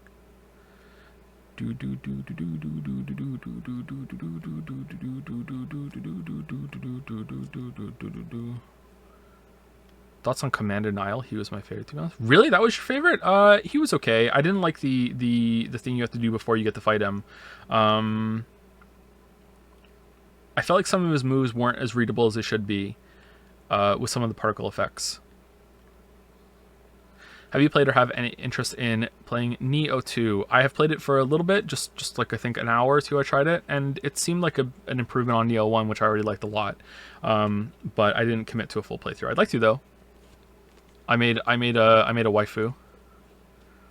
Any plans to play or stream Starfield? I don't think I'll stream it. If we do stream Starfield, maybe we'll just do one stream like we did for Cyberpunk, and then I'll play it on my own.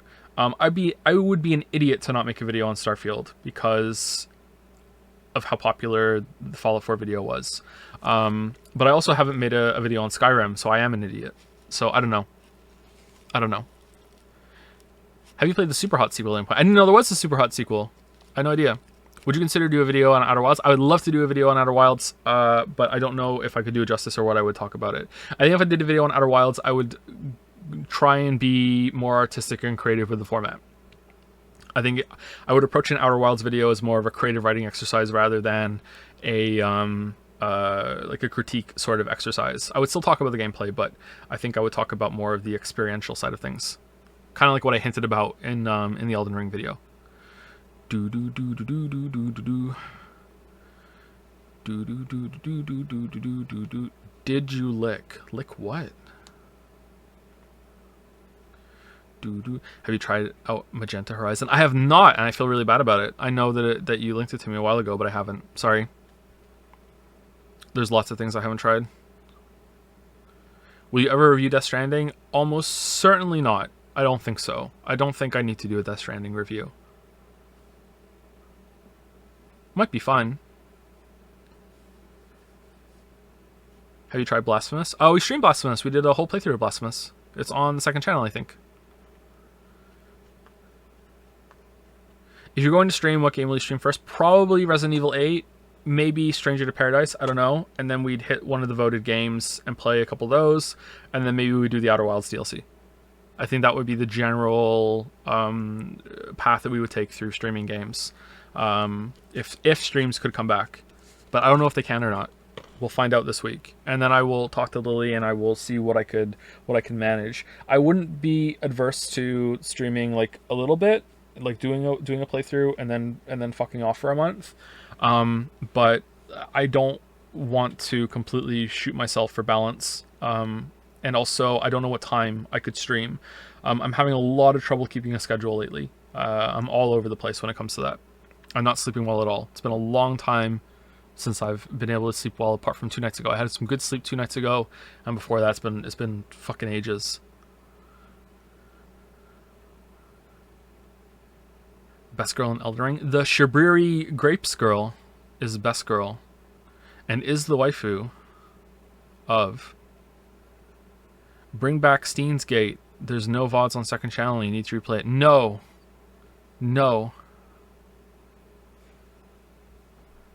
Are you caught up on popular streamers on Twitch? No. I've never been. What are you talking about? No.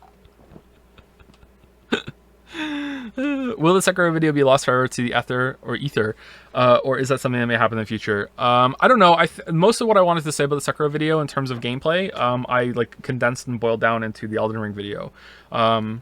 So Joseph Anderson trying to be concise challenge. Here we go. So I think that went okay. I don't know, like doing a commentary video of Sekiro and just going through levels and everything. I don't know if I could. There's like a lot of the script I wrote for that just got condensed down into that one. I don't know. Like the whole part about like not just the Sekiro part was from that script. The part where I spoke about the different kinds of attacks and how like there's melee attacks, there's ranged attacks, and then that transitions into there being instant attacks and delayed attacks, and then all the different kinds of attacks that Dark Souls did. That whole bit is from the Sekiro script that I wrote, because that was how I bridged it into this is what Sekiro does different and why Sekiro is better, because it adds more variety to the attacks and more responses to the attacks. So that it just happened that I could use it very well to describe what Sekiro did well, and then where Elden Ring kind of dropped the ball. So I think so. I don't know if we're gonna do that. Have you watched Arcane? No, I haven't. Are you going to play Plague Tale Requiem? Probably, yeah. I enjoyed Plague Tale Innocence. Not my favorite game, but it was alright. You probably heard of Inscription. How much do you know, and is there a chance plan to see it on a stream? Sorry if you addressed this earlier. It's requested a lot. I don't think anyone brought it up earlier. If they did, I didn't see it. It looks interesting to me. I've seen a trailer of it, and that was it. I think I saw the trailer on stream when we were watching E3 or whatever. It looks interesting. I wouldn't be against playing it, but I don't think I would play by myself. Like, that would be a stream game, I think. Have you ever considered merch? I want to buy your statue. Ooh, nah, I don't think I'll ever do merch. Like someone would have to come to me with a merch plan and handle it. I don't want to do that on my own, and then my trust issues would kick in, and I wouldn't want to deal with another person. So I don't think merch is ever gonna happen. Sorry. You threw around the idea of making a game in one of your Patreon posts and in Discord a bit. How's that going? I'm not following Jad's column as much. I got nothing to say about that yet, but it's going. stuff's going on. Thoughts on doing a Persona 3 playthrough? Sorry for being weeb. I would like to, but it has to come on PC. Like, I'm not gonna go get a PlayStation Vita or whatever the fuck it is that I have to play for Persona 3. I don't know how I would get that on the stream. I would do that for a PC release in a heartbeat.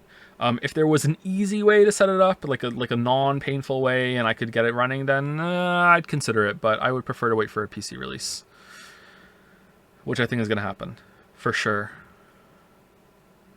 Doom Eternal DLC. I haven't played it. I haven't played the DLC. Is it good? Excuse me. What was the first game you fell in love with? Your mom, Lamayo. Ha, got him. Mario 1, I think. Mario 1 and Zelda 2 were the first two games I played. Mario 3 I played shortly after. Mario 3 might be the first game that I just like fell completely head over heels on, but like just playing games at all when I was a kid was just like holy shit. But it might have been Mario 3.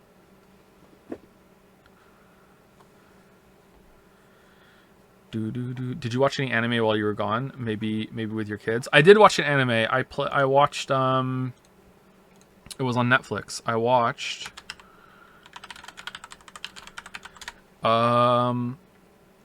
Sweet Home. I watched Sweet Home. It was pretty good. That was my first anime. Pretty good. Big Danganronpa vibes. Ever given Deadly Premonition a shot? Wouldn't want a video, but a stream would be amazing. That's actually on the voted stream list, I think, Deadly Premonition. So we're going to be playing that at some point in the next 10 years. Yep. What are you expecting of Breath of the Wild 2? Nothing, because if I expect anything from Nintendo, I get disappointed. Thoughts on the new PlayStation Plus PlayStation Now new subscription? I don't pay attention to any of that, so I don't really have any thoughts on it, sorry.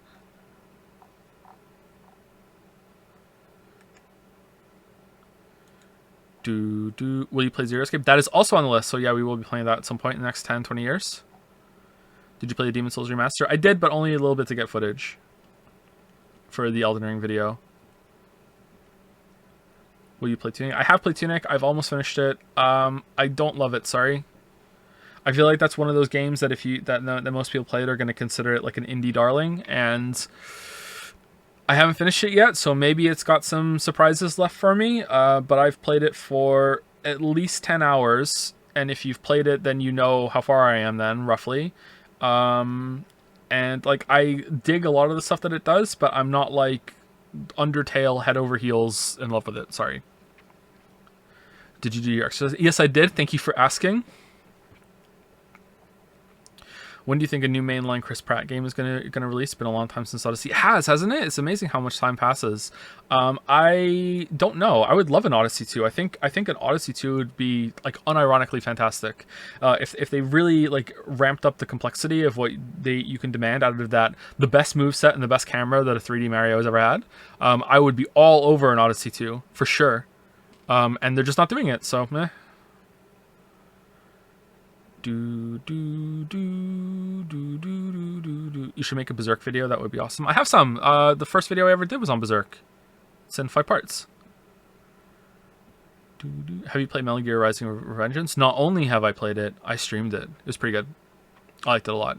Is Last of Us 2 ever happening? For sure, but like if you wanna watch what my Last of Us 2 video is going to be, only it's going to be shorter and funnier, just go watch Nikki Jakey's video, and that's pretty much it. Like I'm gonna explain my points better. I'm gonna be less funny, and you know it'll probably take me 3 times as long as he did. But yeah, like there you go. If you want to go watch it, just go watch Nikki Jakey's video.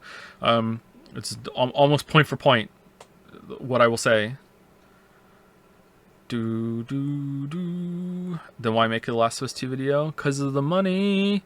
No, because like people want my take. Maybe I will have a different way of explaining it. Maybe like my style is different. I don't know. Just Nikki Jakey's video, when I was watching it, I was like simultaneously really entertained and really impressed, but also angry. Because it's like, fuck, man. Like you're saying what I want to say, you know? So, you know, like I felt like such a basic bitch when the Elden Ring discourse was going around because I was playing it and I'm like, Oh, the open world is the difficulty selector this time. That's a good point, you know. Type it in, and then, you know, go on Twitter, go on Reddit, and it's just like, oh, the open world. Every single fucking, like, Joe Redditor all over the place. Just the most basic fucking takes in every single thread. The open world is the way that you fucking deliver it. And I'm like, oh, god damn it. Everyone's already on this shit. Like, god, fucking, like, so, you know.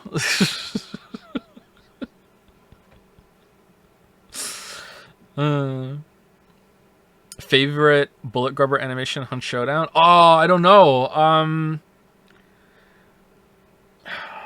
I don't really use a lot of guns that use bullet grubber, but when I'm being like a sweat lord with the Mosin one's pretty good. I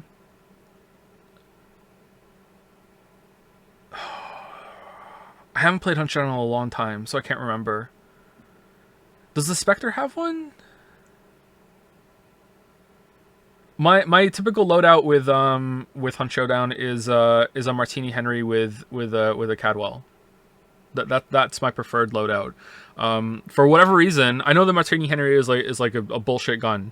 I really like the Martini Henry. It's not my favorite gun, but in terms of price, the bang for buck you get out of the Martini Henry, it's got really good sights on it. The fact that you can only shoot once before you have to reload means it keeps you like honest when it comes to pokes, that you're not just standing there like, oh, time to line up a second shot because I got 5 shots here. Like, no, it keeps you more honest. So I play better with a one-shot gun, a one-bullet gun, even though I should not like it.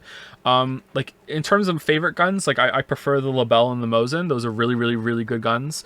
But I think the Martini Henry is overall my favorite. That's why I run with. But like I had a lot of success with just dualies, because dualies are complete bullshit. Just double packs with bleed ammo, with dum-dum rounds. Just the cheapest basic bitch loadout. The amount of people I killed and the amount of just server wipes I did with running in with main hand being an axe, just a combat axe and 2 Cadwell packs as conversions. Is just like, if the dice rolls are in your favor, you're unstoppable. Just the amount of bullets you can just send at the other. I solo too. I've just played solo, just queue in and just be like, okay, it's fun. Hope you enjoyed that rant, all 2 of you that play Hunt Showdown. Did you play Control? Any thoughts? Not only did I play it, I streamed it, and you can go watch it if you want. I liked it. I didn't love it. It was okay. Are you gonna make a Yakuza 0? No, lol. Joe, I need to sleep. Will the VOD of this QA stay online for a while? On Twitch? Yeah, for sure. I think we might be done soon, though. How many people are here? It went... How are there 1,400 of you here? It went up. God damn. I missed the Q&As. This is good. I'm not really doing that much queuing, though. I'm doing a lot of A'ing, but I'm not doing much queuing. Thoughts on Psychonauts 2? I don't have any, sorry. I kind of need to pee. Are you going to play the Chaos game? Yes. Steins Gate vid when? Never. Halo Infinite video one day? Very unlikely. I haven't played it. Do you have any questions for chat? Yes, how dare you? Look, I'm European and I'm looking for distraction during my workday. I respect it. I respect it. If I remember correctly, the physical release of Wizard and the Dragon was planned quite a while ago. Is that still on the table?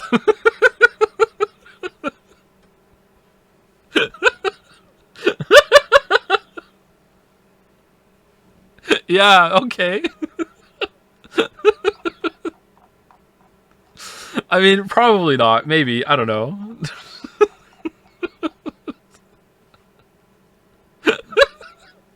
That just seems so fucking redundant now. Like, when I commissioned that cover, I commissioned a brand new cover for it, and the cover's really good. The artist did an amazing job. And when I paid for that, that was so much money, because I thought that we were going to be... First of all, I thought it was going to take longer than it did, and also because I thought we'd be able to get the physical release out sooner, and that we needed that to happen because the YouTube channel would never get better. And then the YouTube channel just kept growing like crazy, to the point that, like, I even, like, you know, if you watch the videos, I even stopped mentioning the books. It's not even worth it. Enough of you probably knew that I should probably explain what happened quickly again. I was a writer before. I used to write fiction, and I found a way to write fiction for and self-publish it on Amazon, and it did quite well. And the kind of fiction I wrote for Amazon was specifically to push out to be like a commercial kind of pulpy fiction. I'm still proud of it. I like the work that I did, but it's not the kind of thing I typically wrote before. So it was meant to be like have very like easy to understand titles. It was supposed to be very easy reading, and it worked quite well. They sold quite well. And then Amazon changed the algorithm when it came to self-published work, and just like overnight, I went from selling um, enough books to pay rent, have food on the table, and have some savings, to just nothing. Like it just dwindled down to like next to nothing, just overnight. So it was a very scary experience. So after that, during this period and before that, I was very, very depressed for years. It's only in the past like couple of years I've actually realized like how that's just utterly depressed I was throughout most of my 20s. Anyway, but that's besides the point. Like so after that, it was like a recovery period of like, okay, well, how are we going to make this work? So there were lots and lots of avenues that we had that we could go down, and one of them was being published traditionally. So finding an agent and getting a query out, and a query is when you send like, hey, I wrote a book to an agent, and the agent acts as a go between mediator between you and a publishing house to get your book out there traditionally published. There was making a game. So like actually learning how to do that and self-publishing a game on Steam. This was back in 2014. This was the situation that I was in back then, me and Lily. And then there was also doing a YouTube channel, and there was also like some other things like finding more work online that I could like be a contractor at home, like a freelance writer, that sort of thing. So I was pursuing all four of those at the same time, and me and Lily had also decided that we are going to have a kid, because clocks were ticking, both of ours, and if there was never a good time to do it, so now is the time to do it, time to grow up, like put up or shut up. So we were pursuing all four of those at the same time, and for the YouTube channel didn't take off for a while, so I was still pursuing all four of those simultaneously, while the YouTube channel was going. So the physical release and the cover and everything was kind of like a layover of this go in between period where we thought we still had to cross promote and see what we could make work, because the idea with the YouTube channel was, if the YouTube channel doesn't do well by itself, which it probably won't, but it did, but if it doesn't do well by itself, then we can push people over to maybe buy the books through the popularity of the YouTube channel if people want to buy those books. And or we could use the audience that we have from the YouTube channel to attract the attention of an agent, because every single agent that was answering us when we were sending out our books said, you need to have an online platform for us to take you seriously, which is weird considering that I went through that song and dance for them. I didn't have an online platform. I made one, and then I went back to the same agents when I had like 50,000, 100,000 subs on YouTube, which is all, that's a lot. That's like the hardest 50,000, 100,000 to get. And all of a sudden they were like not answering. It was just like, I don't know if it changed or if they just didn't care anymore or if it was a lie. I don't know. It was just the weirdest thing. It was like, and then it just went all fucking, it was just like, fuck you, lol. Oh, you fell for it. You went and built a channel for nothing, an online platform for nothing. But anyway, but then the YouTube channel just took off, and here we are. Now you're listening to me. So, yeah, so that's what it was. So I wrote fiction before. It's not the kind of thing that I would write when I was a writer before, like writing in my own time, and this sort of stuff I would want to send out to a publishing house to get published traditionally before that. But I'm still happy with it. Like it's commercial. It's kind of it's genre fiction. Some of it's a bit generic, but I enjoyed writing it, and I think it stands up. I haven't read it back in a while, so I would like to get back to it at some point. But I would also like to write other things at some point. But my life has been chaos ever since 2015, so here we are. Will regular streams be back now? We're undetermined yet, undecided. Well, it is decided they're not going to be regular like they were before at all. No way. Big time regular streams where we're streaming playthroughs regularly for weeks and weeks and weeks, and when that game's done, we immediately go over to another one. That's not coming back until Witcher 3 and Cyberpunk videos are on the main channel, and even then, maybe never. I can't promise that. But some playthroughs where we play a game for a bit and then go back to it, we'll see. I don't know. Do you have any interest in SMT? No, lol. I mean, I'd play it, I guess so. I'd play almost anything just to see what it's like. Are you ever going to play Yakuza Like a Dragon or the Judgment spin-offs? I'd like to, yeah, sure. Ever consider the reason they wanted you to have an online platform was to eventually trick you into playing Steins Gate? It was the weebs all along. Todd Howard has done it again. Damn, they got me. I did it. I fell for it. Hook, line, and sinker. Since you mentioned your writing history, have you read much fantasy? Not as much as you would think, considering that I wrote fantasy. I don't really like most fantasy. I don't like Lord of the Rings. I think it's boring. I don't like Game of Thrones. I also think it's boring for pretty much the same reasons. Wheel of Time is a little bit better, but has a little less artistic merit, I think. Like, I can understand the artistic appeal of Lord of the Rings and Game of Thrones, whereas Wheel of Time feels a little but it's also more readable. But I stopped reading that after 3 or 4 books. My favorite fantasy author is Robin Hobb, and I really like her Farseer trilogy of trilogies. Although the last 3 lost me a little bit, but that's my favorite fantasy series. I prefer sci-fi. Have you read Malazan? I have not. Name of the Wind? I haven't read that. I'm waiting for him to be done. Man, that rings hollow saying come from my mouth, huh? Have you played Lobotomy Corp and Library of Runa? I haven't, no. Favorite dinosaur? Triceratops. Thoughts on Ghost of Sumigi? I haven't played it. When are you going to read Homestuck? Never. Read anything by Brandon Sanderson? I have not, but I'd like to. Wuggy's been pushing him on me hard.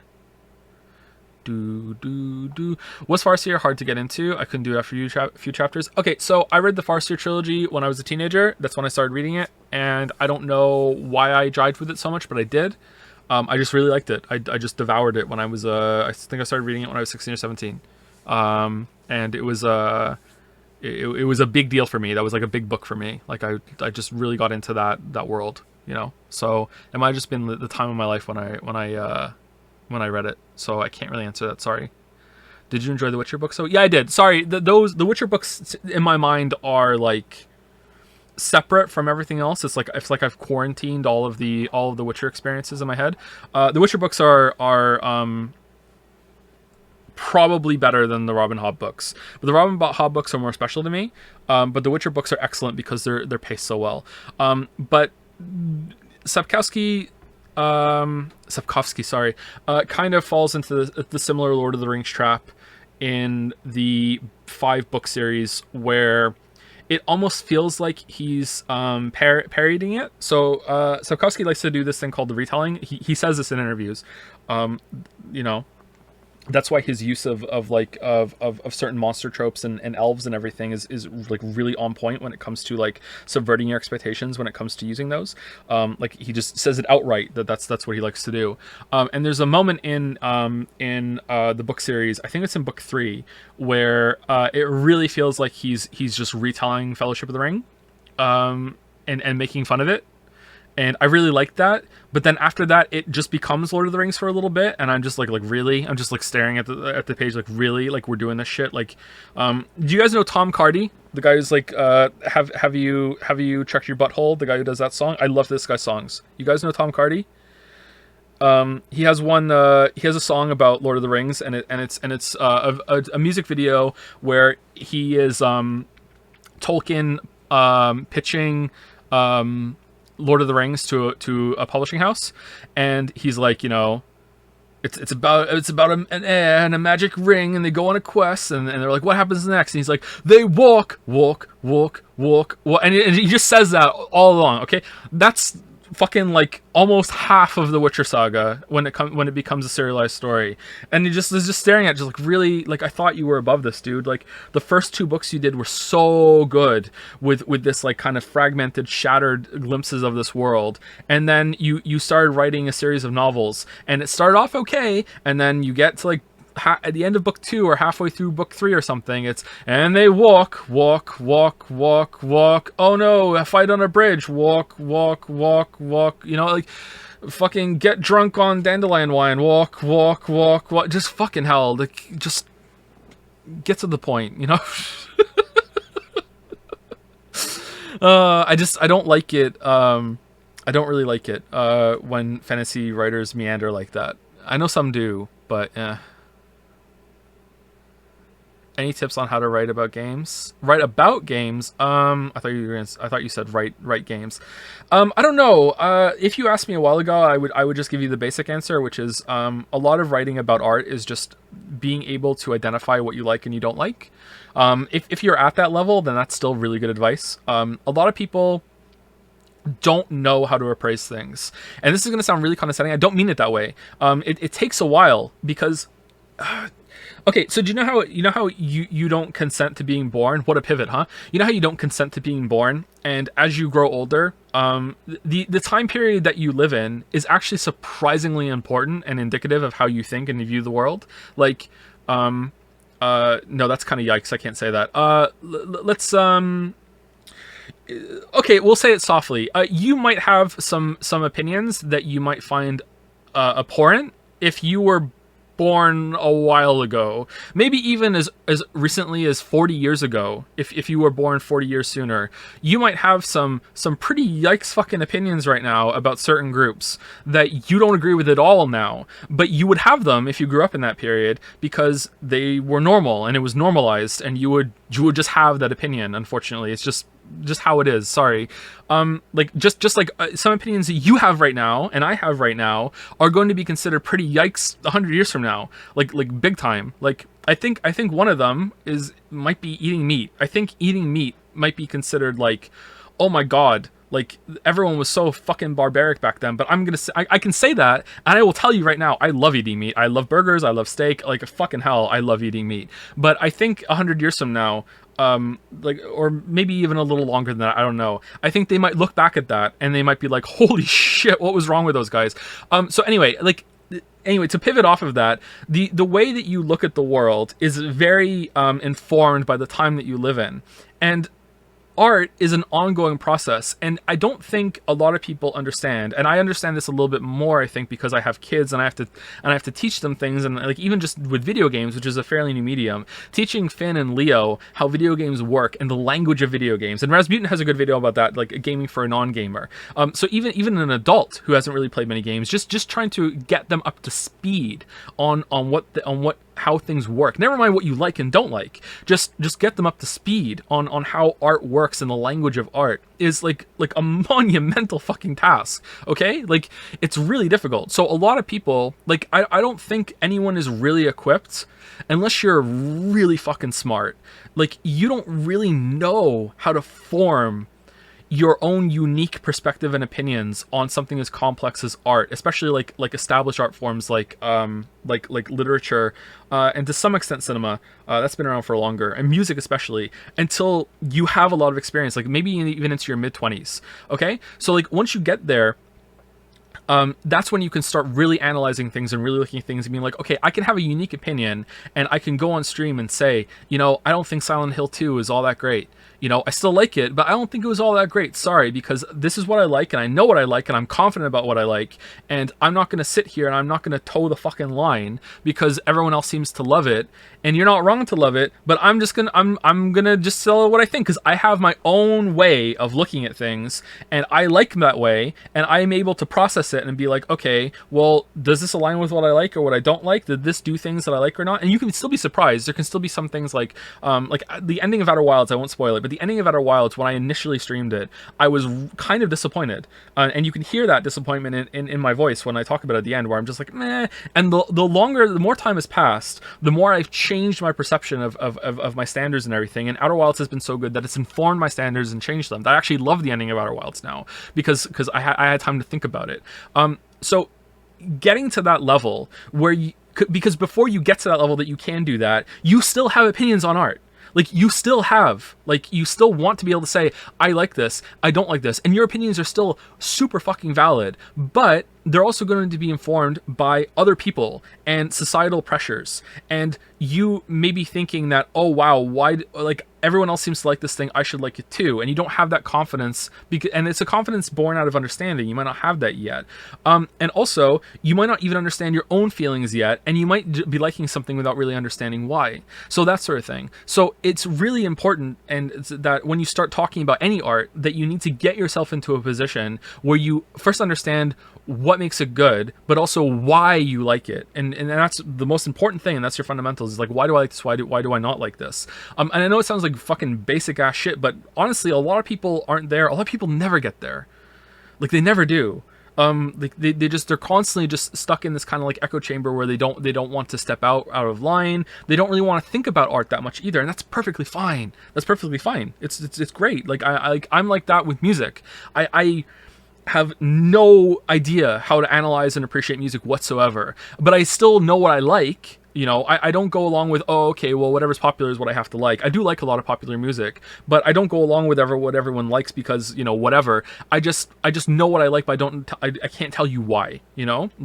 I talked about the Amazing Devil band earlier. I really like the Amazing Devil because I feel like it was written for my generation. So that was the first time ever that I've listened to an album, and I feel like it was written by someone who had a very similar experience growing up that I did, you know? So that sort of thing is what I enjoy. But apart from that, I can't tell you why I like the music. I can't tell you like what part of the background that I like. Like, I know that I like it. I could maybe get there if I thought about it and studied art for like a couple months, but I don't want to. I like that music is that mystery to me still.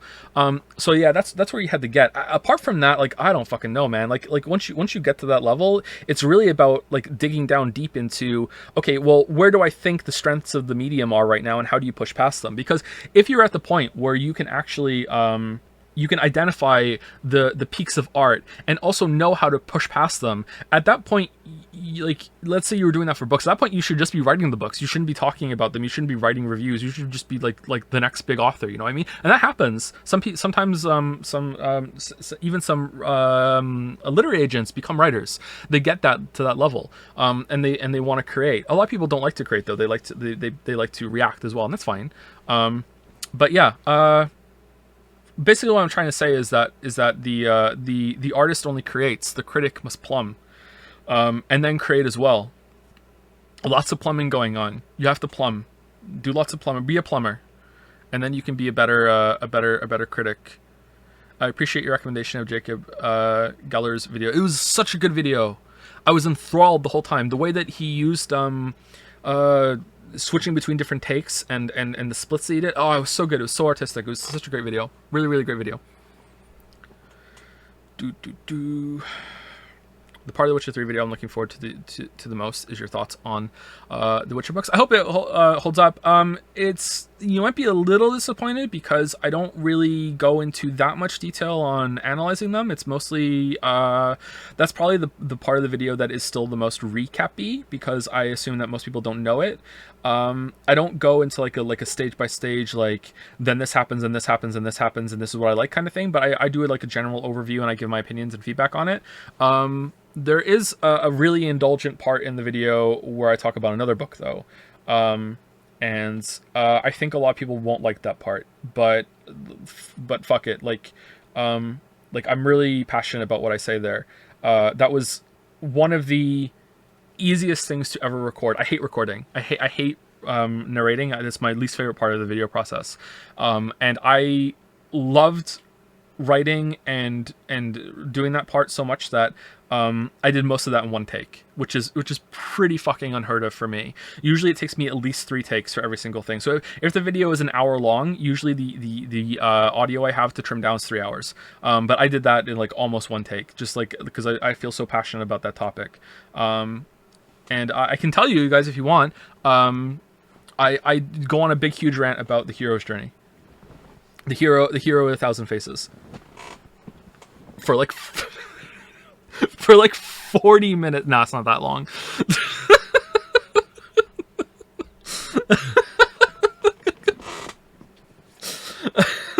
Is it 40 minutes? I don't know. You guys will have to find out. I'm yet to read that, sitting on the shelf. You know what? Here's the fun part. Hey, Doc. Even after you've read it, have you really read it, though? Like, any other Hero with 1,000 Faces readers in the chat who have read like maybe an entire 5 pages and then just stared off at the wall and been like, what the fuck did he say? Like, dude, like what the fuck, dude? Like you have a whole fucking, you have like a whole page is one paragraph, and as you're reading it, you're realizing halfway down the paragraph that this is not only just one page and one paragraph, it's also one sentence. It's like, okay, cool. That's a good line. I should put that in the video. Fuck. God damn it. God damn it. God damn it, dude. What the fuck are you talking about? Anyway, yeah, that was fun.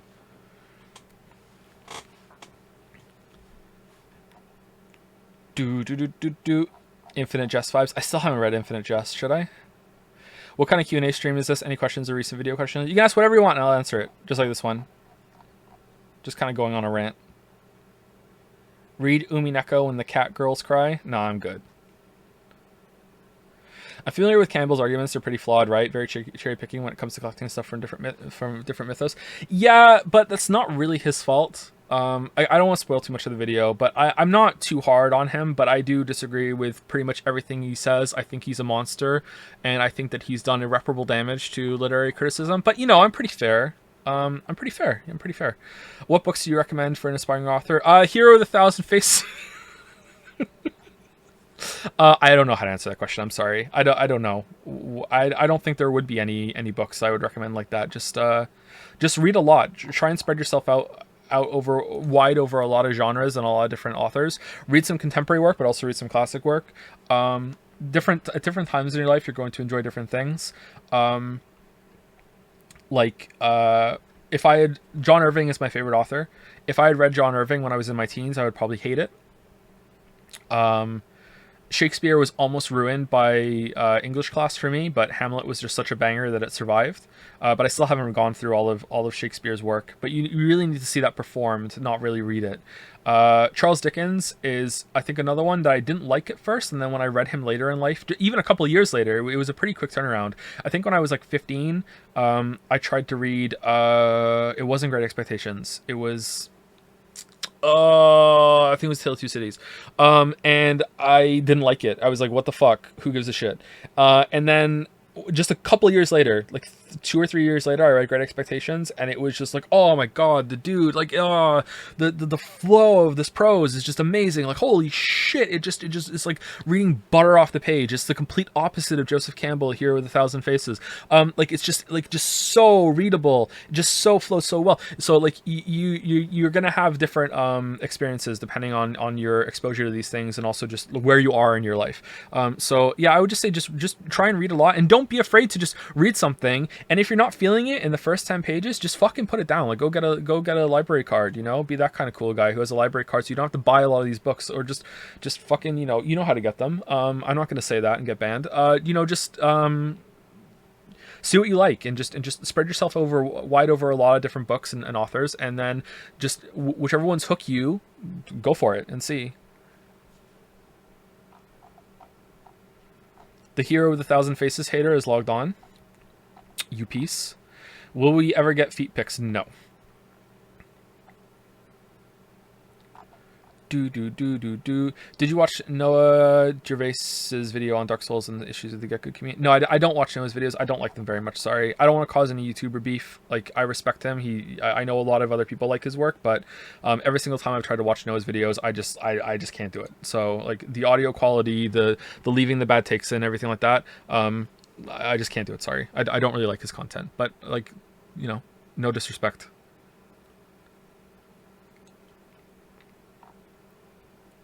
No disrespect. Thoughts on Dawn FM? I really liked it. I'm not sure how I would rank the tracks.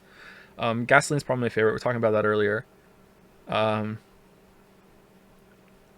there's a song that gives you blue balls. There's a song I was really annoyed. Okay, I'm gonna say this for like all 5 of you that are gonna know these 2 songs. So Lily really likes. I don't know why I say Lily, because I like her too. There's a singer called Banks, and we both really like Banks. She just came out with a new album actually. Me and Lily don't really share a lot of musical tastes, but a couple of ones that we do agree on are Banks and Florence and the Machine. We really like those artists. And Banks has been compared to The Weeknd a lot, like a female version of The Weeknd, and I can definitely see where the comparisons come from. They have a very similar kind of like synth vibe going with them, but like I said earlier, I'm not really that familiar with how you study music, so I can't really say for sure.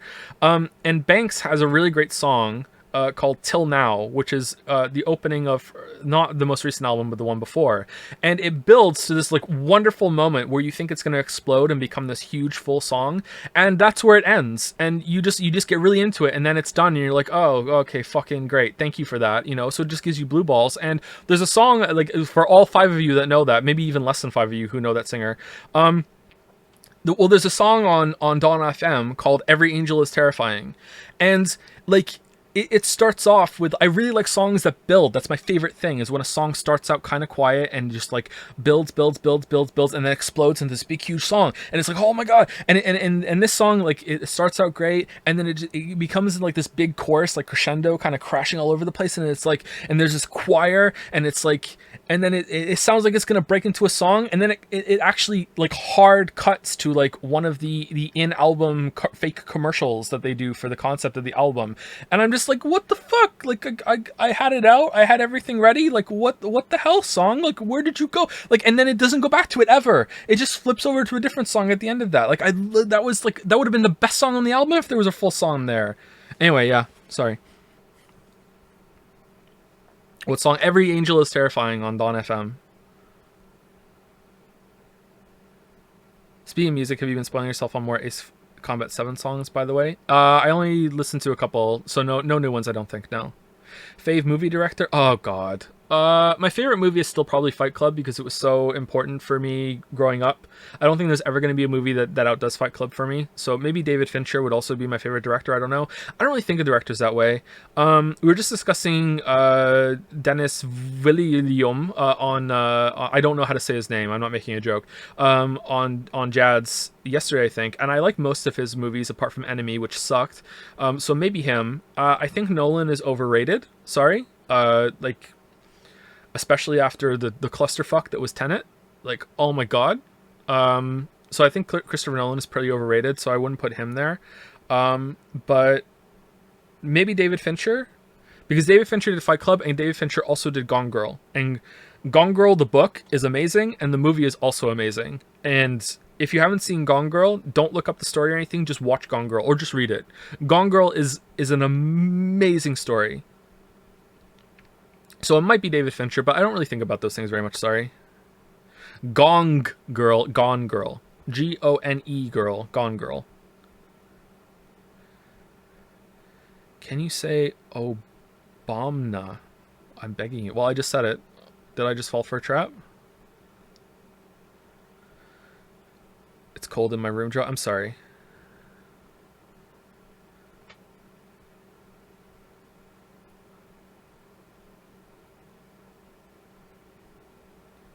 Obama. He's not. Zodiac is very good. Zodiac is good. Yeah, we watched that recently for the first time. By recently, I mean at some point in the last 5 years, because I can't remember. What was the last movie I watched? The last movie I watched was Don't Look Up. And before that, it was Red Notice, which was just awful. But we watched it. I don't know why. We watched it. Ray's second kid is harder than the first one. No, the first one's the hardest for sure, but it gets harder with each one, obviously, because your time is more capped. But the first one's the hardest. Have you seen the new Dune movie? I have not. No.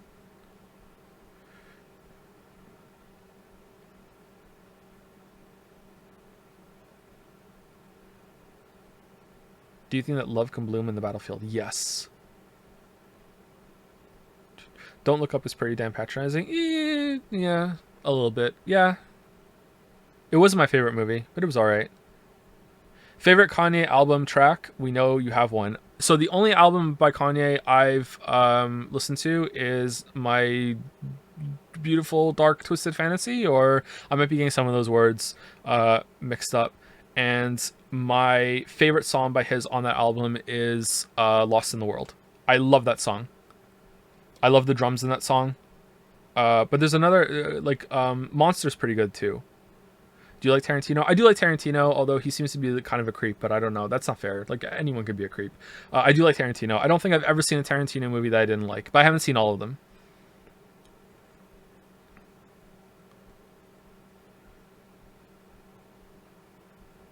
Favorite Amazing Devil song? Not Yet, Love Run, Reprise at the end of the first album is my favorite. It wasn't for a while. But that's my favorite right now. Like, I listen to that more than any other songs. I like almost all their songs, though. I don't think there's a single song I don't like by them. Kubrick? What have I seen by Kubrick? I've seen 2001. I've seen Eyes Wide Shut. What else have I seen by Kubrick? I haven't seen The Shining.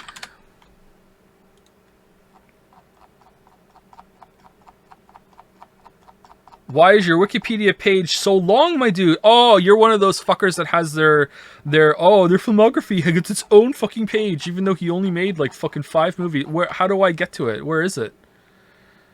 Film career. Oh, here we go. Okay. Okay, I was wrong. He made way more than that. All right, Fear and Desire, haven't seen. Killer's Kiss, haven't seen. The Killing, haven't seen. Path to Glory, haven't seen. Spartacus, have seen. Is that the one with the dude in it that I'm not going to say before I see it? Kirk Douglas. I have seen this movie. I don't remember it. I remember liking it though.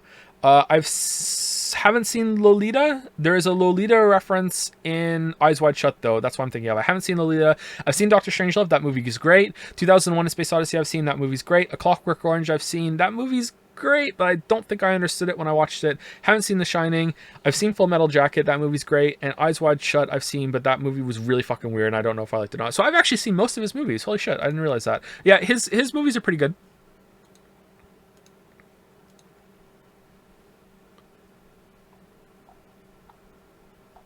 Why do you hate Metroid? Because it's bad.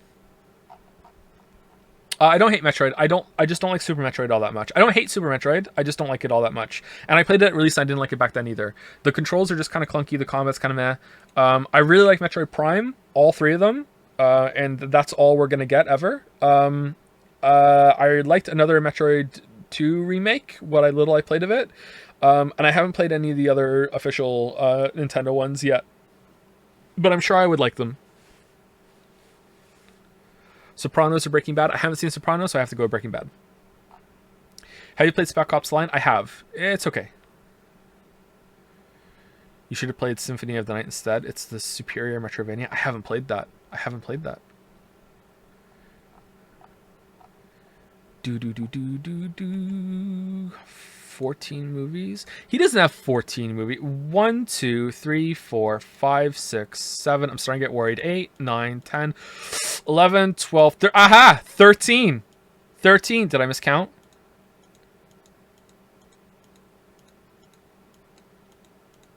But he has documentary ones, so maybe those count too.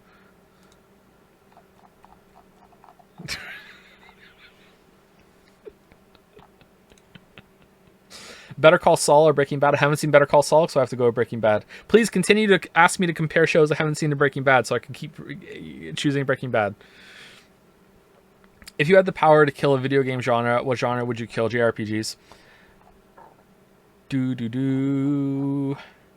Are you planning to play Nier Replicant and any of the Drakengard games? I think that we have to play Nier Replicant because it was voted, so we're going to play that at some point. But I'm not sure about the Drakengard games.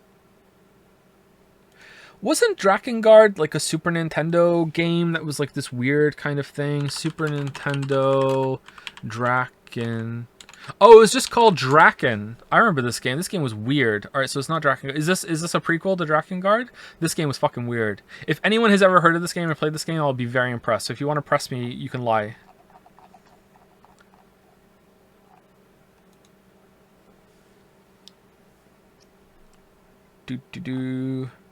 Thoughts on how Souls games do quests? I'm not really a big fan, but I don't hate it either. It's whatever. A lot of the Souls stuff stays out of the way, and I think people like to praise esoteric. I couldn't even say the word. How much of an idiot do I look right now? I tried to use a fancy word and I couldn't even say it. A lot of people like to praise esoteric stuff because it makes them like look more like worldly and like, ooh, look at my fancy opinion. Like I would never do that. Yeah, I don't know. It stays out of the way for sure, and it fosters this kind of like community engagement and trying to figure out a puzzle together, which is it's kind of fun in the era of Super Nintendo. Oh, I'm tired. It's kind of fun in the era of the internet.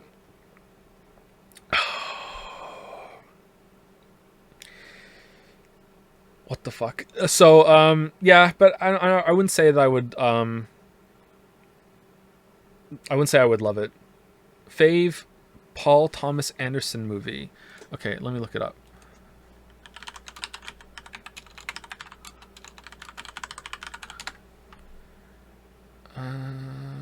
Okay, what have you done? Hard 8, Boogie Nights, Magnolia, Punch Drunk Love, There Will Be Blood, The Master, Inherent Vice, Phantom Thread, Licorice Pizza. The only one of these I've seen is There Will Be Blood, and I loved it. I really like There Will Be Blood. I think about it a lot. I haven't seen any of the others, so that's my favorite. Game recommendations similar to Outer Wilds. I think the only one I would put up there with it for in terms of like that sort of feeling is probably Oberdin, right? Chat would probably have more for you because chat just has a wider experience net than I do. How important is the cool factor for a boss for you? I had a similar experience to you with Malkath, but his design and lore made me like his fight after all was said and done. I felt like I should cower when he changed phase. Lol. It matters. Like, I do appreciate that in Elden Ring, even though mechanically a lot of the fights are disappointing to me. That's another thing I probably should have said more in the video. That I did like the theme and the visuals of a lot of the bosses. Even that one I like for that reason too. What about Lars von Trier? Is this the stream now? We're just gonna look up movie directors. Lars von Trier. I don't think I've seen any of this dude's movies. Let's see. Oh, do you have your own filmography page? That's a bad sign.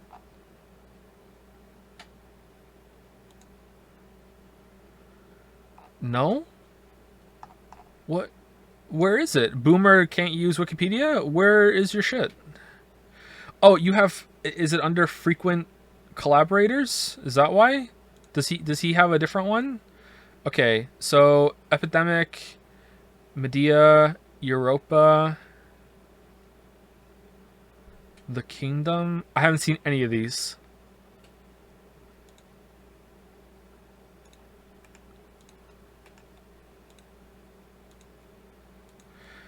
Truffaut or Merchant Ivory? I mean, like, you're asking me to choose between two favorites here, clearly. Like, I don't even know where to begin of just the storied filmographies of both of these amazing, talented people that I've consumed and know and aren't just hearing about them right now. I mean, like, I don't know. You're asking me to choose between children here. Like, I don't think I can answer. Sorry. It's just too hard. What are your favorite movies by David Cage? Nicolas Cage, best film by Nicolas Cage is Adaptation. Adaptation is an excellent movie. If you haven't seen Adaptation, I strongly recommend it. Anything by Charlie Kaufman actually is really great. Although I haven't seen all of his work. What do you think about Edgar Wright? I don't really. I've seen some of his movies and I've enjoyed them, but I don't really think much about Edgar Wright. And look at his filmography as a big thing. Rant more about ER bosses. I think you were soft on them. Yeah, based. That's pretty true. That's pretty true. Yep, that's true.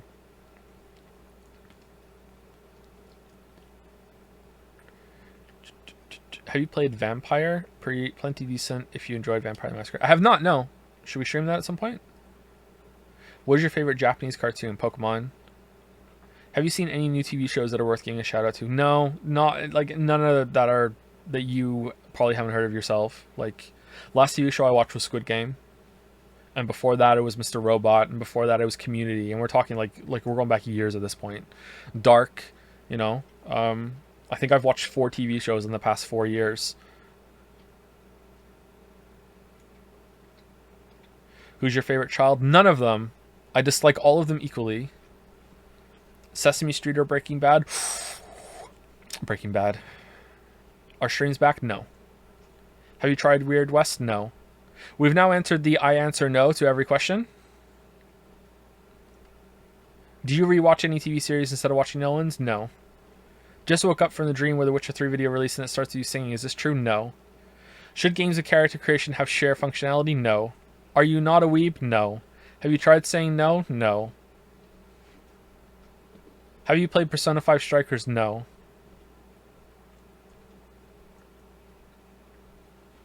Would you answer this question by saying no? No.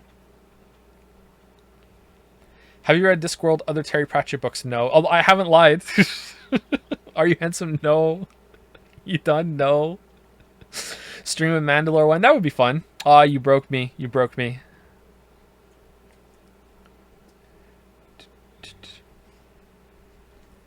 Could you not? Seriously. Really? While we're streaming? You're gonna lick his balls while we're streaming? Really? Don't come at pointing it at me. No, go away. Seriously? My dogs are in the room with me. You haven't heard them?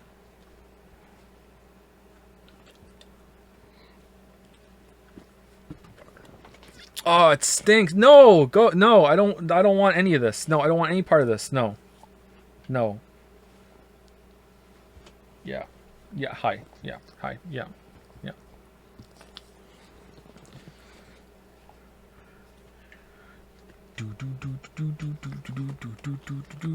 What percent of characters in the next Xenoblade will be swords? I have no idea. What mic do you use? No. I have to look across the room to make sure I get the numbers right.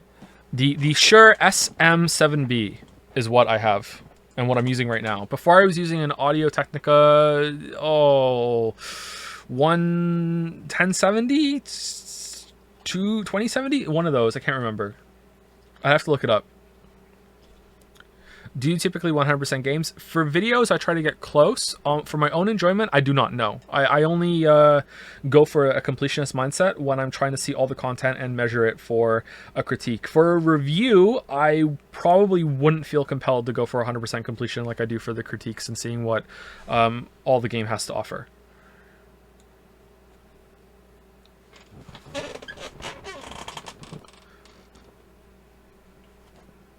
How do you take a steak? Medium in my mouth.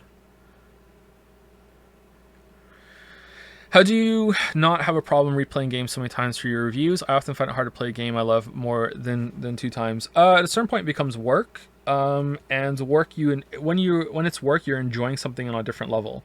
It's really, I find it very enjoyable. Usually, even if it's a game that I don't really like all that much, I find it enjoyable to do experimentations and see how something works. And like, what happens if I do this? What if I change my playstyle a little bit? Like it's the analytical side takes over on the second and third playthroughs, I think. So I get some enjoyment out of that, and that helps me go through it. I think this is probably something I could explain better in the videos, but I kind of feel like it's a given, and this is again just kind of like some poor media literacy issues that a lot of people have when it comes to discussing games. Like a lot of the rebuttals I'm getting on the Elden Ring video right now are from people that are just probably 13 who are like, you know, not every game's going to be perfect. Like, how can you not? You just don't enjoy anything. Lol, just play the game and move on. Why you got to make a critical video? These kind of takes where they're just not there yet. I completely lost my train of thought. What was I going to say? Shit. Oh no, I understand that for some people they aren't there yet and they say things like that. But like I thought it would be a given that that for a lot of the times that I play the games, it's not for my own personal enjoyment anymore. Like I'm playing it to understand how it works.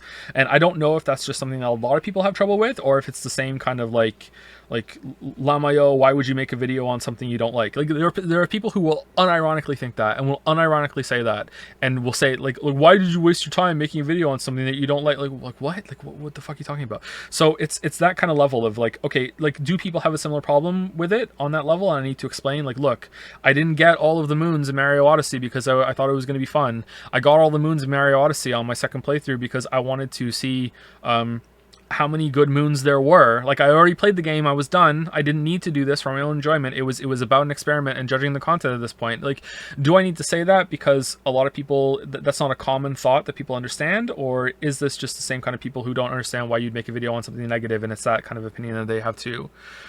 Well, that was really wordy. I'm sorry. Is there a cheap writing trick that you enjoy? I mean, probably, but I can't think of any right now. Sorry. I really hope you're well. I missed you. Thank you for coming back. Oh, that's a nice comment. Thank you, Drakio. I'm doing okay. Last year was really hard, and it wasn't anything to do with the video. Last year was very difficult, but you know, I'm doing okay. Have you ever lost interest with video games in general for a long period of time? I think so, yeah. I'm pretty sure I was almost done with games in general until I played Dark Souls, which is why I know that's such a cliche, like, oh my god, of course you would pick that game, but that's why that game's so important to me. Like, I was playing World of Warcraft a lot, and I was playing some other games here and there, but I was just mostly in World of Warcraft, and that was it. And I was mostly playing World of Warcraft for the social experience of it. And I think World of Warcraft kind of poisoned me a bit when it comes to appreciating a lot of other games. Like, there was a point where it was kind of like, why would I play anything when instead I could be playing World of Warcraft, hanging out with my friends, and also building, like, getting achievements in the game that I could show off to my friends, or furthering the social dynamic in the group that I have. You know what I mean? Like, and that's not a good thing, like of course. And I feel like that kind of, because I was so hopelessly addicted to that game, that kind of like melded over to other things too, like why would I do anything else? So it's kind of scary how that can shape you. Like, I think it also poisoned me how I treated some things outside of games as well, that I only recently realized. This is going to be pretty cringe, and I'm embarrassed to say this, but I'll say it anyways, and maybe some of you else will resonate with this. But playing a game like World of Warcraft for so long, where it's really about hyper efficiency, and if you play any other game that's like hyper efficiency, you might get into this mindset where you start doing that in real life as well, to the point that, like, I used to make decisions, and sometimes I still do, but it's a lot rarer because I've been, like, consciously trying to like beat itself out of me. Like, I'll do things like, I won't take a dirty plate upstairs because it's not worth the trip to just take a plate. I should wait until I have a cup and an empty bottle, and I also need to pee as well. Like I know how utterly insane that might be if you're not. Oh, there's people in chat that are like that too. Like, I feel like video games poison me like that, with high efficiency games like that, and like, it's just like, and I've been trying to do things over the past few years inefficiently on purpose, because I feel like, even though it is inefficient, in the long term it's more efficient because at least I get stuff done. Like, I don't know how, it's such a weird fucking thing. Like, and if you're sitting there right now going, oh my god, that's me, I didn't realize it, then maybe you can learn from that. But like holy shit, like, I don't even know when I realized that I was like that, but I really think that playing a game like World of Warcraft, like, when you play World of Warcraft, you're like, okay, well, I'm gonna go to that zone, but, you know, if I wait a couple days, by the time I go to that zone, I might have a couple more achievements to mop up at the same time, and also my raid ID is gonna reset on Tuesday, and then I can also go to fucking, like, whatever the fuck it was in Outlands at the same time. You know what I mean? Like, just, like, I'll just wait, you know. It's really easy to do that, and I think thinking about Genshin also made me think that too, about how Genshin exploits that efficiency part of your brain, that even though Genshin is like surprisingly fair when it comes to monetization in terms of you seeing the content. Like, you don't need to spend any money on Genshin to, well, maybe it's different now, maybe they've made the Abyss levels harder, but, like, the Abyss isn't fun. Like, you don't really have to do anything in the Abyss. That's just there just to do it. Like, Genshin is surprisingly fair when it comes to demanding money of you. You can be free to play and see all the content. You have no issue whatsoever seeing all the content in Genshin. But if you view the characters as content, then obviously you can, and the characters in Genshin are a big part of that content. But there's a part of you that really wants to fill in the gaps of that efficiency. Like, well, like, if I had a weapon, even though I had a 5-star weapon, well, I would be doing like 30% more damage right now, and even though I don't need to, well, I would still be doing it faster. And well, I have a 5-star character, but I don't have a 5-star weapon, so it's kind of like I'm driving around in my fucking Porsche wearing a shitty pair of clothes. So don't I want to have, like, a good outfit to match my Porsche? I don't know much about cars, so I hope that analogy holds up. So, like, it's that kind of level of efficiency that it kind of gets you. Anyway, so I just wanted to say that I've been kind of, like, poisoned by World of Warcraft, and I wasn't even playing a lot of games back then. And then I started playing Dark Souls, and Dark Souls made me realize, oh shit, there is, like, I like games outside of this one. Oh damn, fuck. And like, I'm pretty sure I quit World of Warcraft shortly after that, but it wasn't because of Dark Souls. It was like a confluence of things. But yeah, excuse me. Do you still want to not iron your clothes? Who's ironing their clothes? No one irons their clothes. If you want to iron your suit, okay, for sure. I can see you ironing formal wear. Who irons a t-shirt? What? You're just wasting your time ironing a t-shirt. Come on. Look at all the non-clothes ironer has logged on. Do you think that collecting flask and weapon upgrades in open world is tedious on subsequent playthroughs? In Elden Ring? Yeah, a little bit, yeah. That's another point in the script I should have put in. That I don't know why normal weapons had a bunch of stuff you have to find, where with somber weapons you only have to find one of each. And also, like, the naming conventions were kind of lazy there. It really feels like placeholder, and they just left it in. I saw someone make the argument on Jads, I think. Some of the comments I made in the video were from talking to people on Jads. Like, a big one was that I probably would have realized this myself, but I don't want to take credit for it. That's kind of a shitty thing for me to say. I probably would have come to the thought that you are supposed to have torrent for the boss at the end. But I'm pretty sure someone on Jad said that, and I read it, and I was like, oh yeah, that's right. So, but how do you credit someone on Jads? And also, did they read that somewhere as well too? It's kind of messy. But there were some comments and stuff that I read, and I was like involved in some conversations on Discord when it came to making that video, and I thought that I should have said that. But yeah, the someone on there said something, or maybe it was on Reddit. They said that the numbers on the upgrade materials for normal weapons is a good indicator of what the level of the zone that you're in. And I disagree with that a little bit because they're kind of scattered all over the place, and sometimes you can find some higher level ones earlier than you think you should. But it's not the worst idea to have the levels right there so you understand, should you be here yet? Should you go somewhere else? But it just seems kind of lazy compared to like the small, large Titanite chunk kind of thing that they did in the previous ones.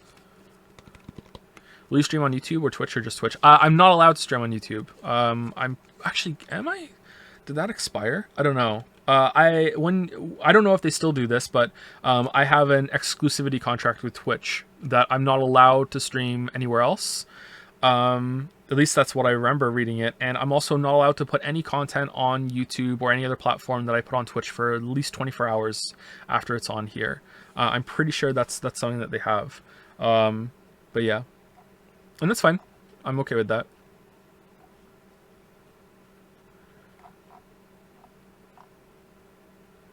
Did you like Genshin Impact? Surprisingly, yeah, I liked it a fair amount. Has a lot of problems, obviously.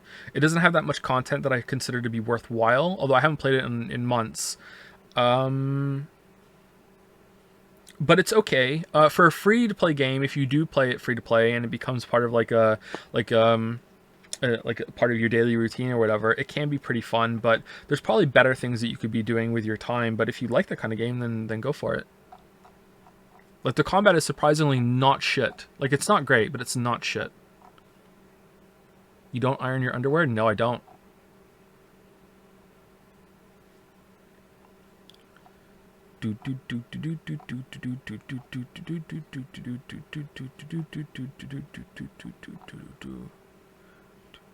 "2022 release for Witcher 3 vid." Oh, that's optimistic. I'm having fun.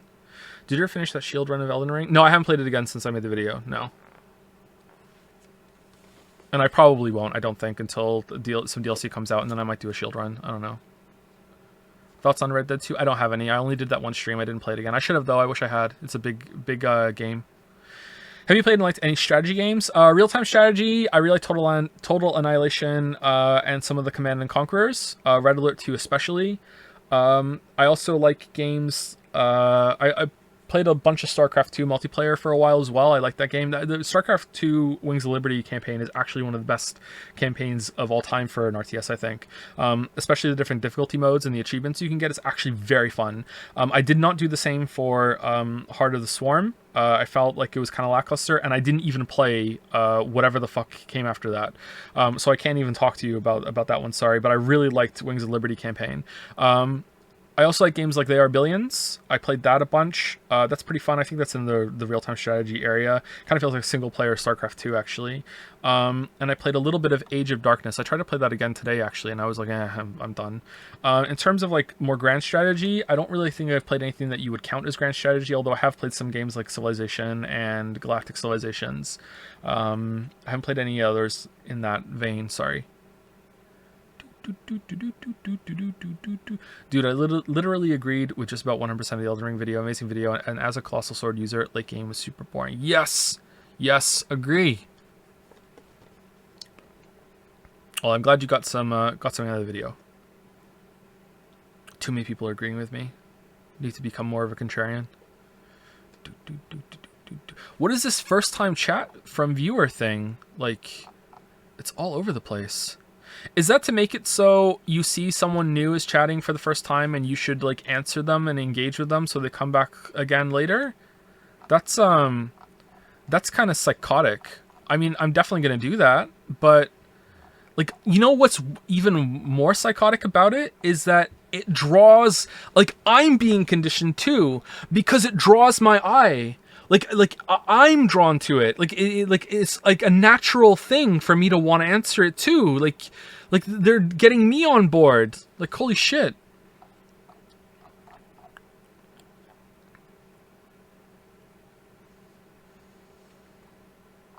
It's also to keep an eye on folks that maybe they should be boxed quickly. Ah, interesting.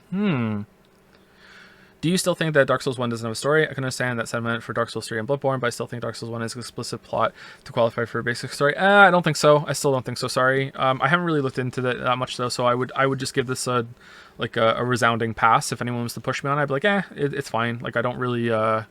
I'm sorry, I have to interrupt myself because there's some new time chatters in the chat. Quintet, Arenth, and Lamiot.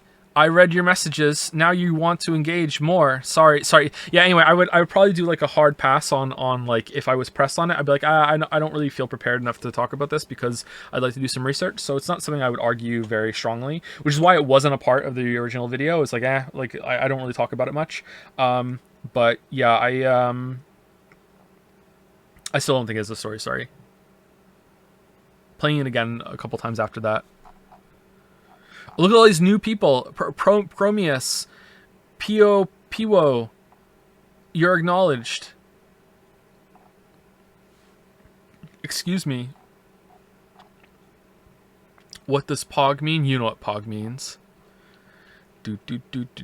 Would you put, I'm not saying it because of reasons, promo in Witcher 3 video if they offered 50,000? No, I wouldn't. No.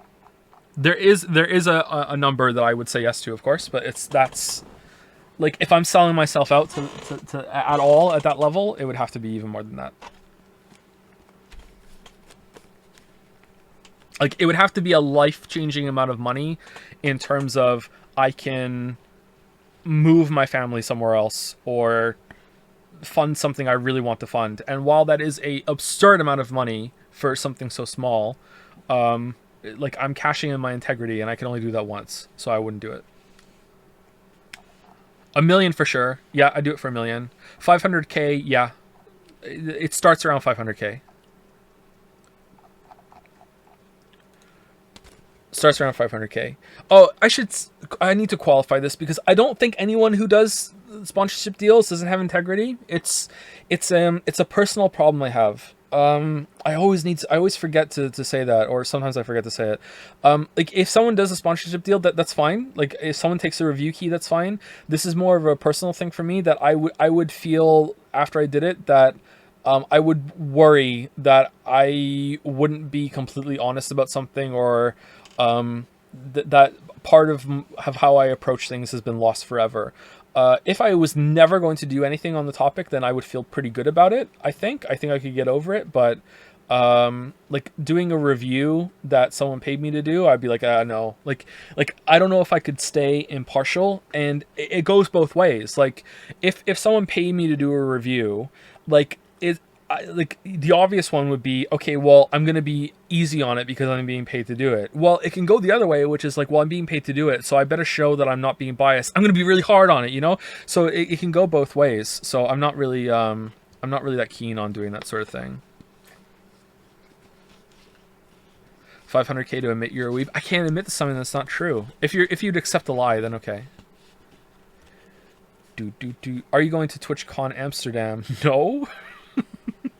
Thank you so much for streaming a bunch of games, by the way. I always put your VODs on while I do chores these days. Oh, that's nice. Thanks. I'm glad that you can enjoy them while you're doing some stuff. Do you eat breakfast, Joe? If so, what? I don't really eat breakfast food anymore. I used to eat cereal often, almost all the time. Occasionally, I like a cooked breakfast, like some sausage, egg, toast, and maybe a bit of bacon. Although I don't really like the kind of bacon they have over here. P-meal Canadian bacon is a little better, but not still great. But I find that that kind of breakfast just wrecks my stomach. There's just something about that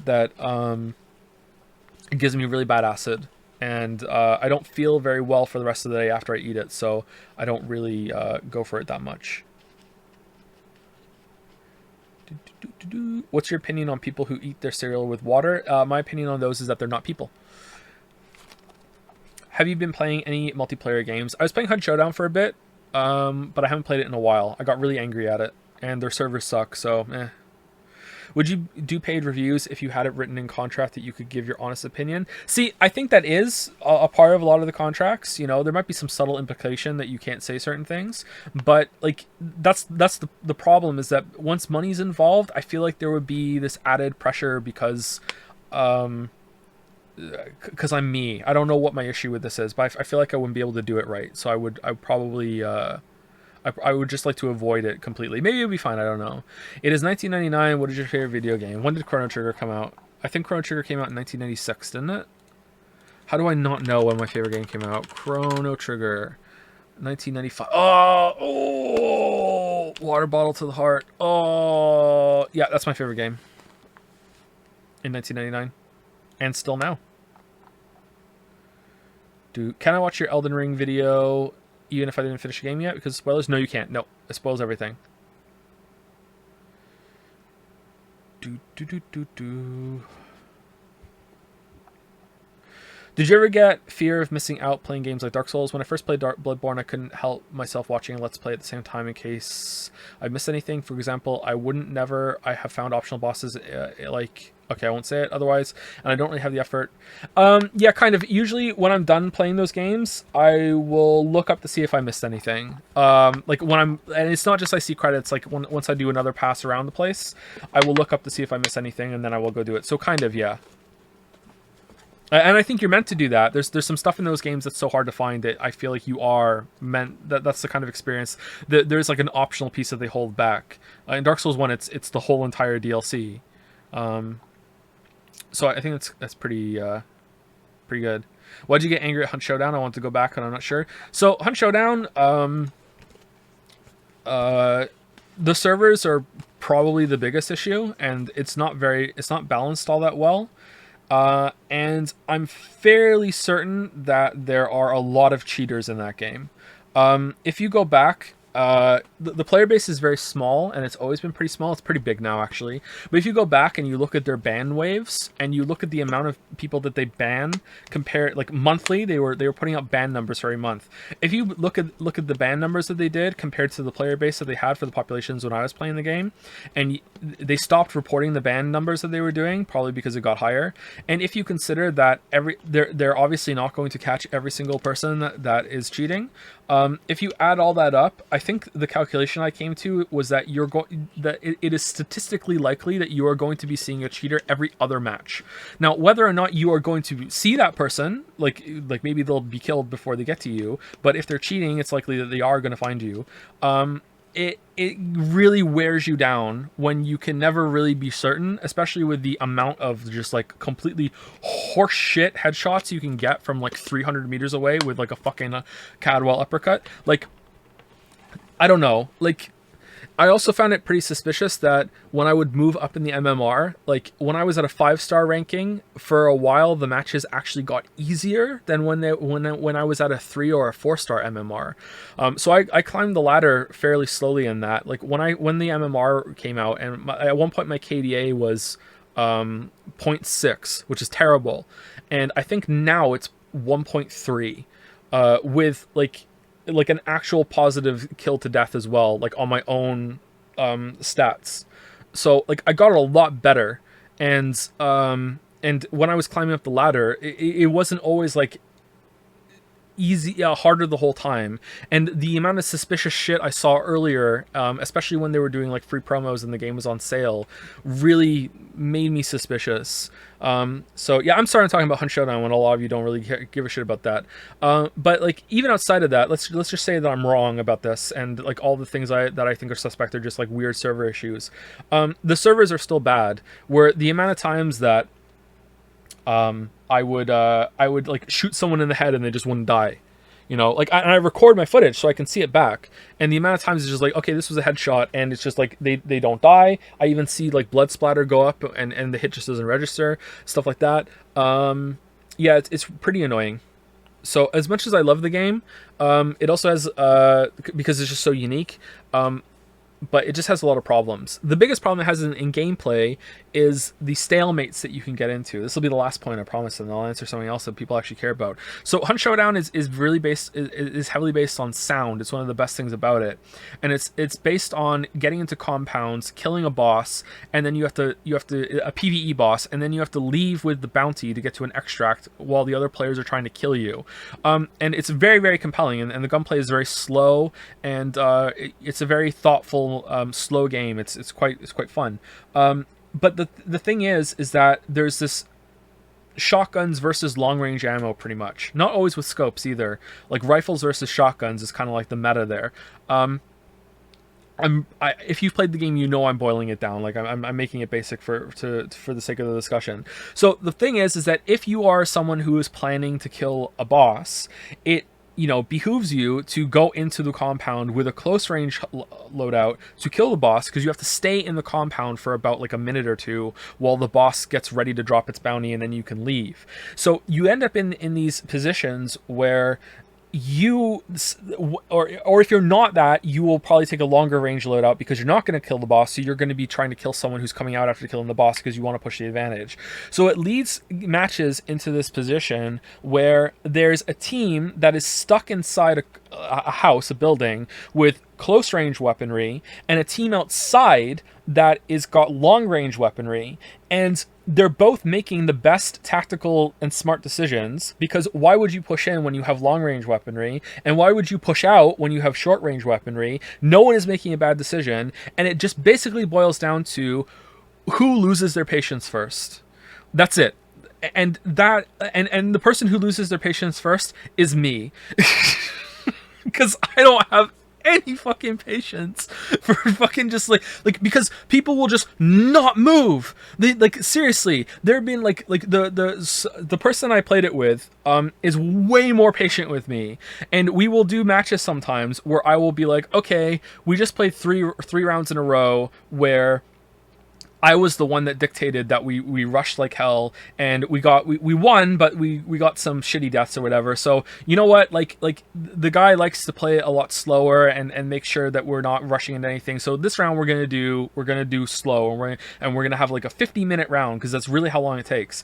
And we've been sitting outside a compound, like trying to poke the windows and everything, and I am telling him for 40 minutes the whole time, dude, there's no one in there, man. Like, they haven't picked up the bounty. Everyone else is dead. I'm telling you, dude, he's not in there anymore. It was probably just a kill trade. He's dead. He's gone. He disconnected, or he just left or something. I'm telling you, man, we haven't heard anything. We haven't seen a single head, no movement, no footsteps, no gunshot, nothing. He's gone. There's no way. We walk in, and he's been sitting in a corner for 40 minutes. Literally, the guy has not moved for 40 minutes. That's how people play this game, okay? 40 fucking minutes. These fucking bushwookies will just sit there and just not move, because if you move, you send out a footstep that echoes, and then you can actually find where they are and you can shoot them through the wall. I'm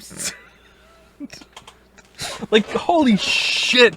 I hate it so much, man. I hate it so much. Like, I think all you have to do in this game is you just need to make it so if you haven't moved in a while, you start emitting like your character is getting like it's strained to hold the position, like crouched, so your character starts going, ugh, like their back is seizing up or something, like just something, like just make it so everyone has like a little bit of sound if you stand, like, because oh my god, I hate it so much,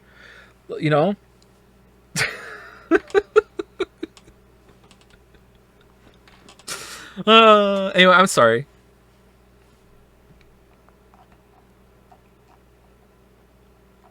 You're really passionate about Hunchdown. I played it a fair amount. So yeah.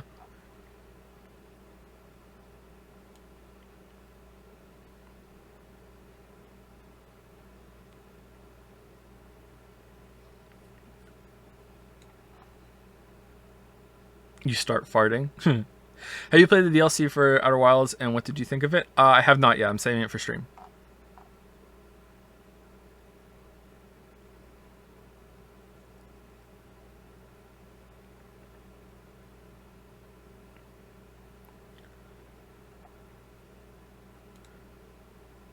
On a similar note, any plans for Crosscode and its DLC? I haven't played the DLC for Crosscode yet. No, I haven't. No, no. My gaming time for fun has been pretty limited, and most of it was Hunt Showdown. So I've been playing it over a long period of time, but I haven't played it in months now. I think maybe even half a year. I can't remember when was the last time I played Hunt Showdown. I haven't played Crosscode. There's been a lot of little games I've tried that, like little as in unknown games, but I didn't finish them. But it's just like that game came out. I'm gonna try it real quick. A really good game, kind of like similar to Crosscode that I played, is Unsighted. If you want to try that, I highly recommend Unsighted, but I haven't finished it. But that's not because I don't want to. It's because I didn't have time to finish it. Like there's lots of games where like I have a little bit of time. Let me just try this out real quick, and I'm interested in seeing that. But Unsighted is really good. What else is on my Steam list? I played a little bit of Tunic, but I'm not really that thrilled about it. Haven't played Pray for the Gods yet. I want to try that. I played the ActRaiser remake because that was just a very special game for me growing up, and they made it anime. It's just fucking great. Can't believe that they made it anime. Riftbreaker was decent. I played the Riftbreaker a bit. That's kind of like a very arcadey version of Factorio. So if you like something that's a little more twitchy and shooty and has like kind of Factorio vibes, the Riftbreaker is actually pretty good.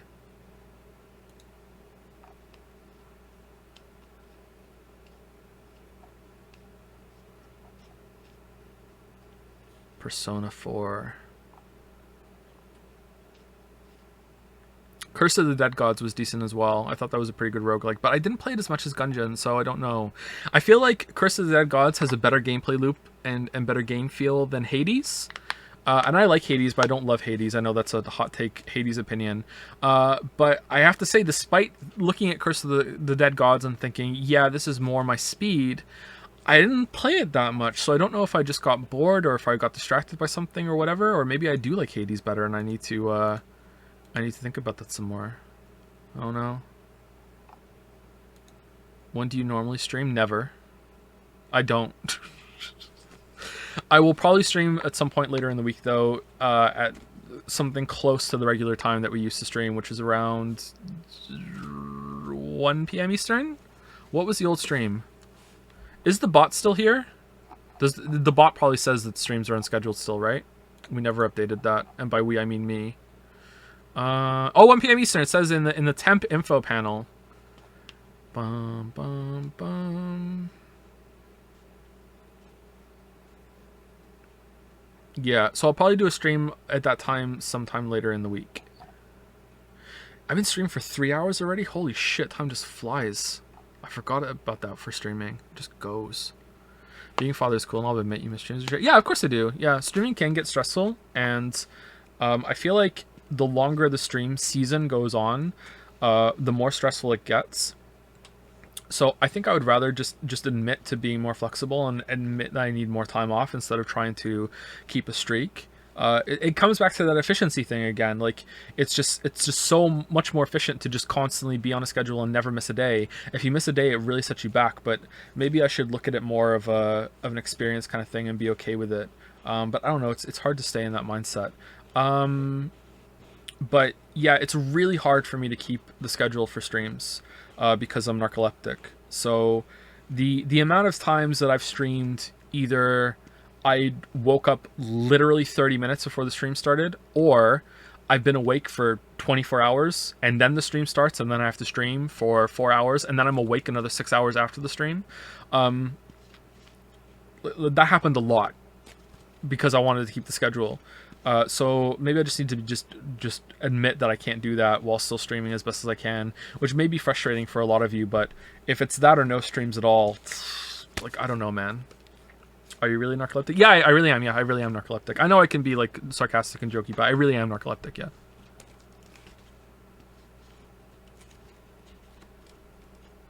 Sorry if I answered. Begging plans to start uploading old stream VODs on second channel again. Cage Miss is the funniest series of streams. I want to rewatch it if it's not been lost to the void. There is a way to see them, I think. I think they are on YouTube. Someone else uploaded them. They're even highlights. I watched part of them back recently, and they're still really funny because no one can make me laugh like I make me laugh. I would like all of them to go on the channel, but I can't really promise that right now. Sorry. Lots and lots of things are on the back burner, and there's just a mountain of stuff to do for that, and it's just got to the point because of the copyright claims and all the hell that went through it that I'm just kind of like it's become like a huge thing that I need to deal with. But yeah, I would like to do it.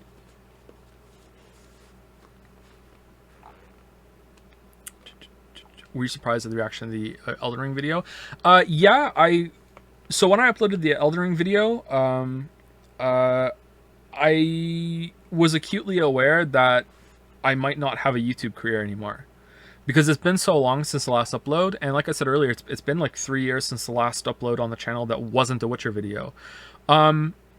So I was acutely aware that I might be hitting upload and learning that I don't have a career anymore. You know what I mean? Like, just like this stream, I was aware that when I hit live that I might like only have 50 people watching me, and there are 1,500 of you. So that's really, you know, heartening to see. You know, like, okay, you can take extended breaks and it's fine, but yeah, I was surprised at the reaction. I was surprised by how well the video did, and I was surprised that most people agreed. You have to understand, like, I get accused of being a contrarian a lot, but I'm not. Like, I have some opinions that go against the grain, but for the most part, I think I'm right on. Like, most critically acclaimed games, I also like. And most games that most people don't like, I also don't like.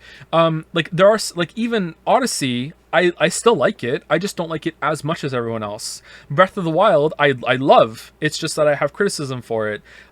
Silent Hill 2, I still like. I just don't think it's the best game ever. So it's like, even when I disagree with a lot of people that have these extreme opinions, I'm usually not on the opposite end even. The Uncharted games, I like them. Last of Us, I like. Last of Us 2, I don't like, and most people don't like it either.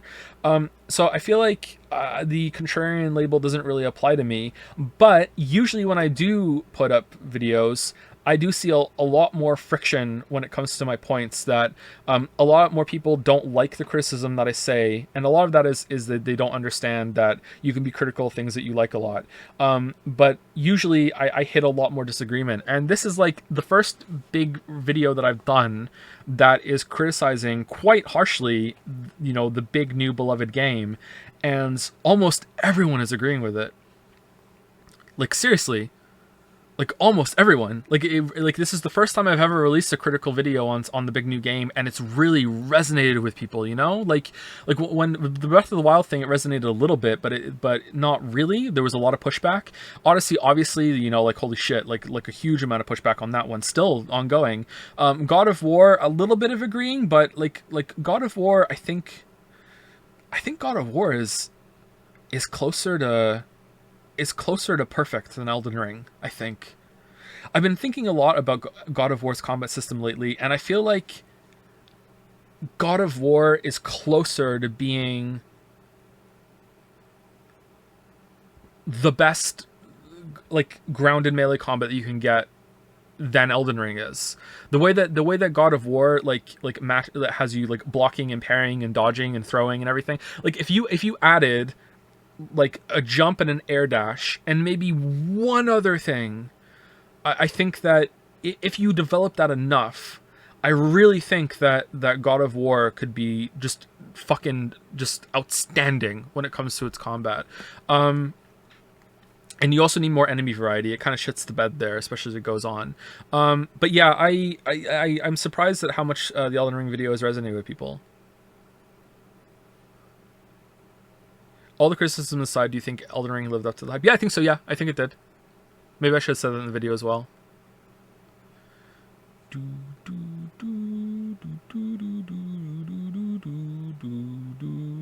You play Hunt Showdown? Not anymore. See, I read that because it was first time chat from viewer. God damn it, Twitch. I'm like a fucking dog here.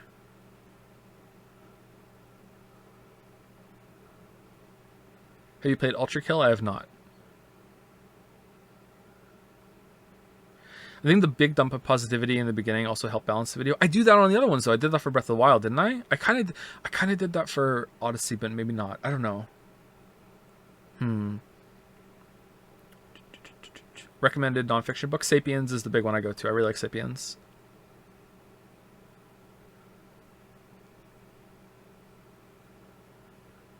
Can you please upload the stream on YouTube if you have time? I could maybe. We'll see. Just the text on the screen. Have you tried parrying in Elden Ring? It made me discover that number of bosses have almost unavoidable default attacks like Morgott one-handed upward swing or big one's downward one. No, I didn't parry. I don't parry in these games anymore. I don't parry and I don't fish up backstabs. Although occasionally I will like accidentally backstab or I won't be able to resist the backstab. And occasionally now and then I will parry, but I didn't parry. I didn't have a shield out for like my playthrough, so I couldn't parry in Elden Ring. Okay, so when I say that I don't parry anymore because it's too easy, people seem to think I'm saying that parrying is easy. That's not what I mean. Parrying is absolutely the hardest, highest risk versus reward thing that you can do in these games. So I'm not saying the act of parrying is too easy. It's just that when you get good at parrying to the point that that's all you do, it becomes really easy because you get so used to it, and I get bored. And I just really don't like doing it. Like, I parried all the way through Dark Souls 1, and that was enough parrying for me for the rest of my life. Like, it's not just that, it's also boring. There's so much downtime. Like, I don't know if, like, is this another thing that's just for me, that whenever I parry someone in Dark Souls, and then I get the riposte, like, I take a swig of my drink. Like I'm trained again like a dog. Like, if I don't have a drink, I'll scratch my head. Like, or I'll like put the controller down for a second. Like, I do a little fidget every single time I get the riposte off after I get a parry off in Dark Souls 1 because it just takes so long. So like I just don't like that part of it. And backstabs I don't like doing because again it just trivializes so much of Dark Souls 1. But I don't think you can do that all that well in Dark Souls 3 and Elden Ring now anyway. So I think that's a little bit more fair. I like guard counter slot. I do too. I think it's a good system.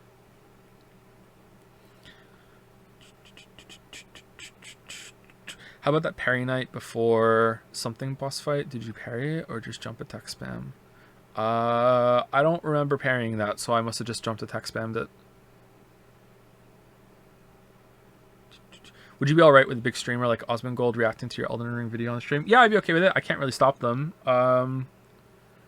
I think Forzen tried to watch the Witcher 1 video at one point and just like fucking turned it off after 10 minutes. And that's so cringe to me. Like, I'm like, oh, I don't blame him. Like, why would you even start watching that on a stream? Like, what are you gonna do? Like yeah, that's really funny.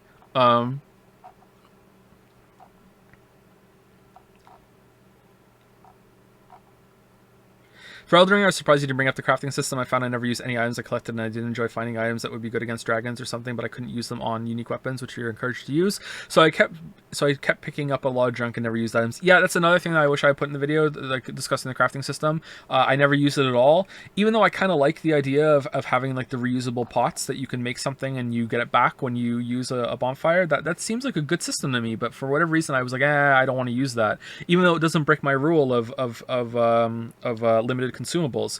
It seems like a fair system if you want to go with that. I just didn't engage with it, so I didn't want to criticize it, but I will criticize that so much of the loot is devoted to that shit. Like, what are those red leaves that you can pick up that are sometimes in chests? I think those are due a crafting, right? It's like, all right, well, this is a waste of time. Again, it's like more universal rewards, but maybe the crafting is supposed to be a universal reward and not engaging that is a mistake. But man, I feel like the game is kind of bad if you're meant to do all that shit.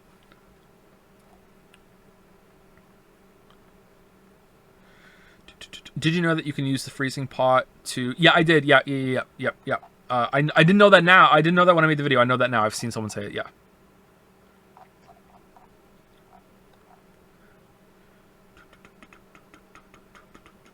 Do you think you're going to be to Elden Ring what Matthew Matosis is to Dark Souls 2? No, because I'm right. So, no, no. Have you seen?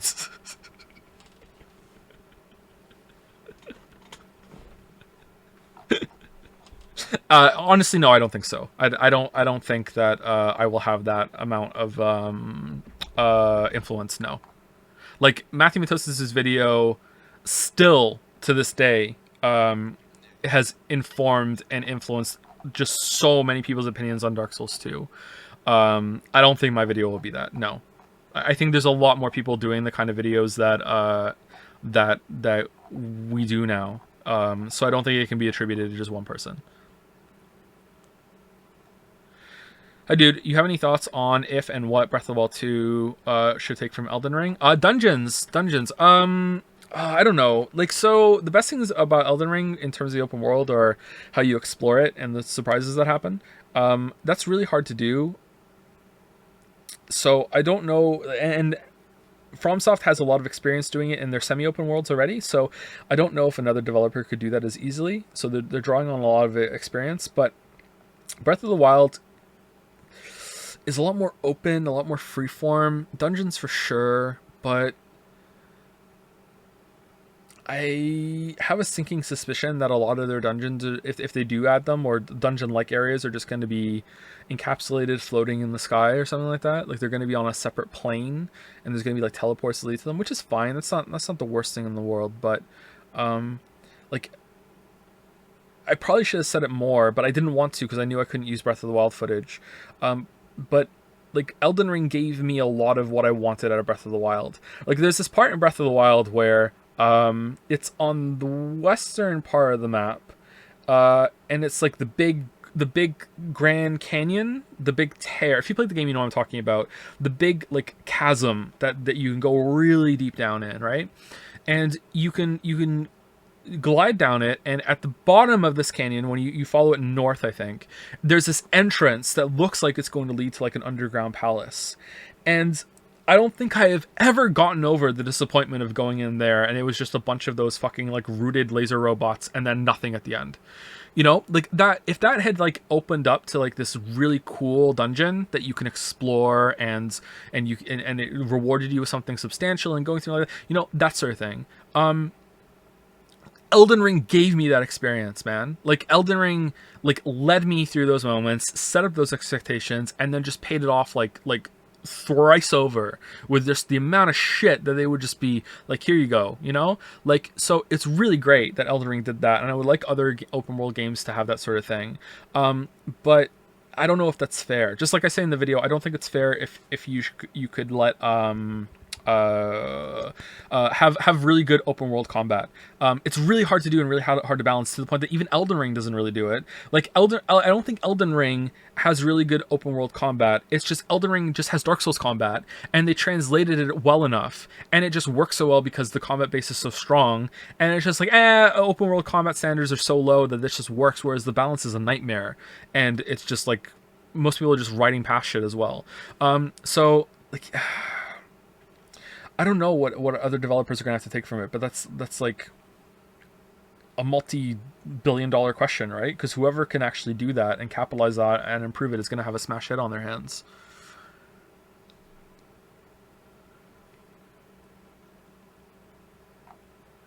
As someone who still mostly cares about spoilers on where to find things, is your Elden Ring video safe to listen to?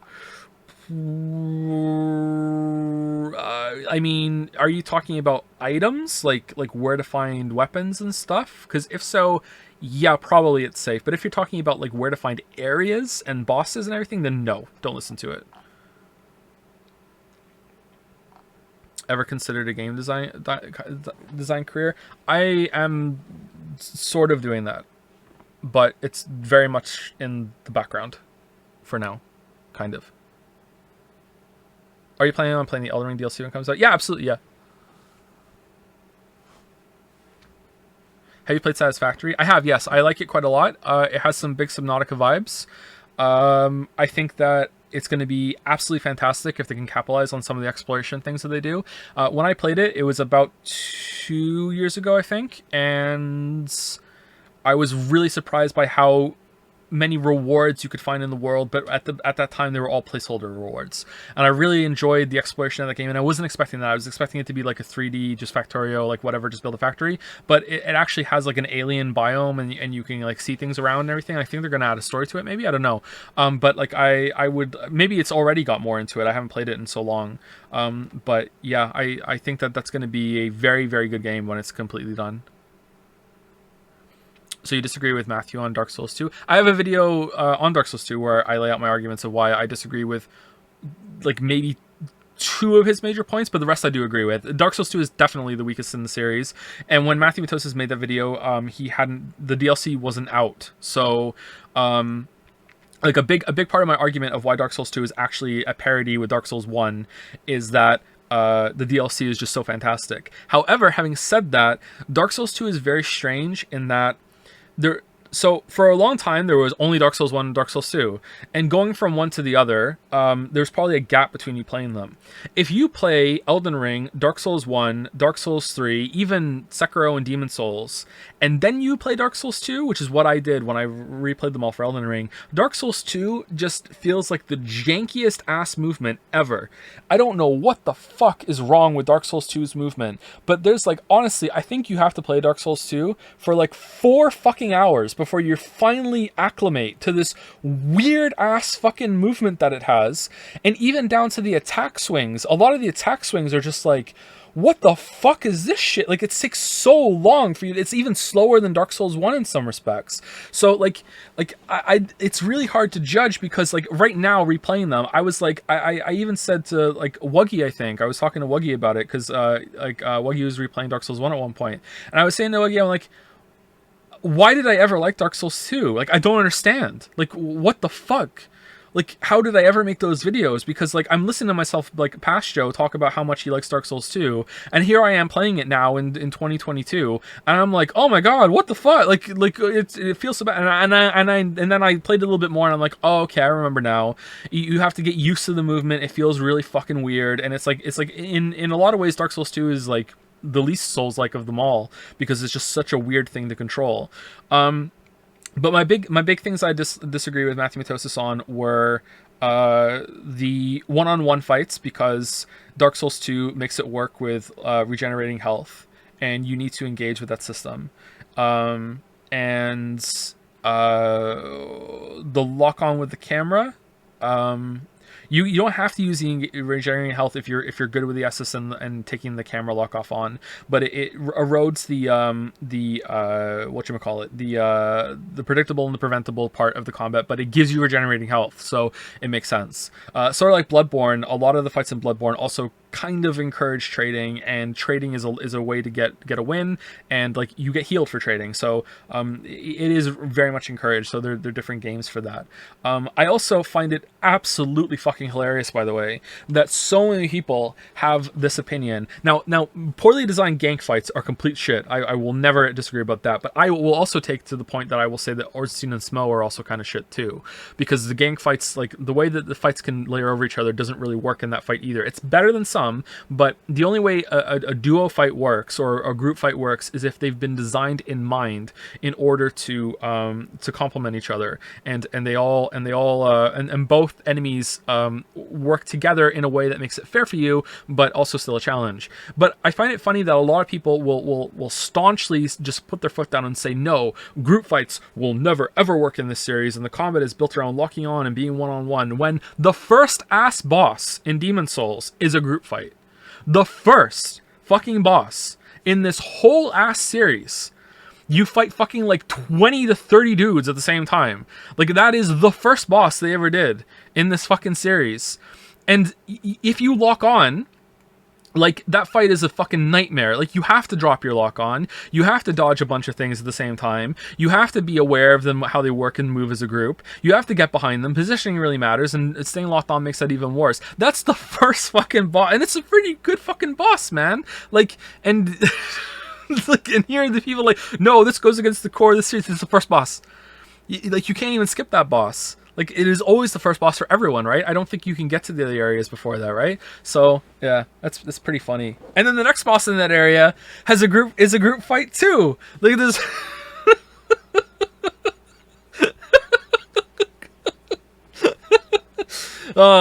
It's pretty funny. Anyway, can't even level up to be. Yeah.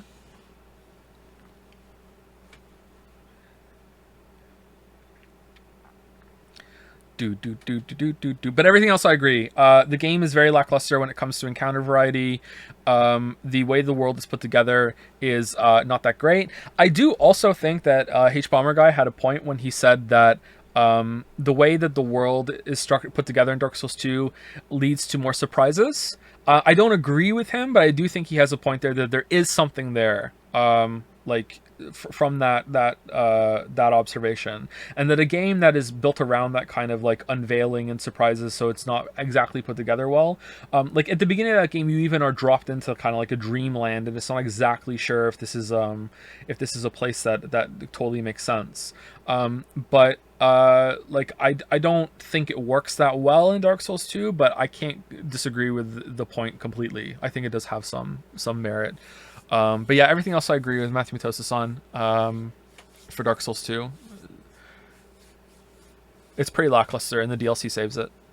What do you want FromSoft to do next? Sekiro sequel? I think Bloodborne. I think a Bloodborne sequel. Give Bloodborne a jump and something like the perilous attack system, but it doesn't have to be exactly the same. Give Bloodborne a jump. I think Bloodborne would actually like like a hook shot or a grapple kind of works for that, don't you think? Like, can't you see like the hunters having like a more like steampunky like chain based grapple that they're like they shoot out like a fucking harpoon that just like and they can go up shit like that. Like, I think that would fit quite well for that series. I know it's very much like Sekiro, but like I think taking a lot of Sekiro and putting into Bloodborne would work like fucking wonderfully. And if you add that with the trick weapons, I think you have a really good system. I think that you have a lot of offensive variety and build variety from all the trick weapons, so people are happy on that front. You can build encounters around them, players having all of these options and everything you build around too, so you can design encounters specifically for them, like that you could already, but Sekiro does that even better. And Bloodborne's theme is the only one that they don't really do the same thing over and over and over again. Like, even Sekiro kind of retreads some of the same ground, not really, but I would put Bloodborne as the furthest away from the rest of the Souls games in terms of themes and stuff like that. So I would really like to see them go back there with that sort of thing. But I don't think they will. For whatever reason, they won't. But we'll see. Speaking of which, have you seen H-Bomb's latest Human Revolution video? I have, yeah. It's really good. I enjoyed it a lot.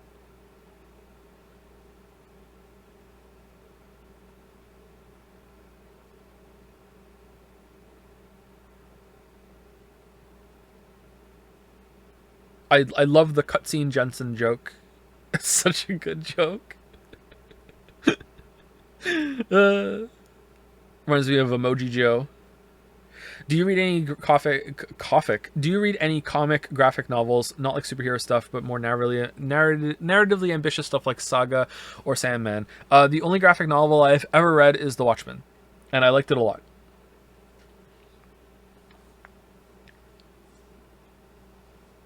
But I read a PDF of it for reasons. But I have it now, and I haven't read the physical copy. Like, I have an actual physical copy. Lily got it for me for Christmas last year, I think. And I haven't read it yet.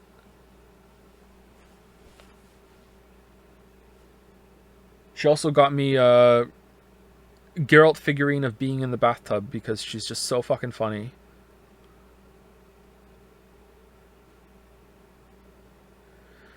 Two Christmases in a row she's got me a Witcher figurine. Have you had this problem in Elden Ring that in Dark Souls you can just hug the wall to follow the route to get all items and explore everything, but in Elden Ring this approach just ruins open world and getting rid of this habit is very difficult? No, I don't think so. I usually engage with the layout and try and figure out where I'm supposed to go instead of just hugging the wall. But if you do like to follow walls in games, like, I know some people do like to play that. I knew someone growing up that would play games like that they would like open a mini map in the game and they would see the boundary and they would actually just do a full circuit to make sure they don't miss anything. So I know that some people do that. But no, I don't play like that, so I didn't have that problem. How many people did you expect to join the stream? Like I thought like at best I would have like 400 people here. It's gone up as time has gone on. I should end it soon though. It's been 3.5 hours and I've needed to pee for like 2 hours. Favorite boss in area in Sekiro? My favorite boss is one I don't want to say because someone might spoil it. I show it in the Sekiro video though, so you know when I talk about the camera. Sorry, the Elden Ring video. Area, the last one for sure.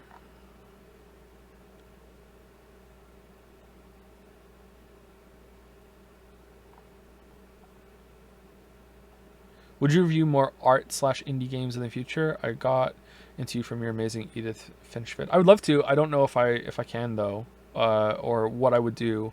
The future videos is kind of up in the air because of being a dad.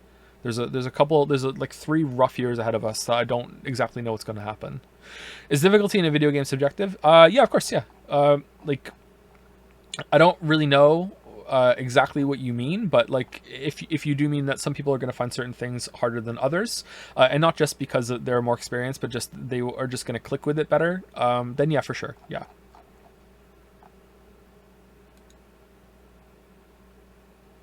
Did you watch Noah's video on Dark Souls? I did not know.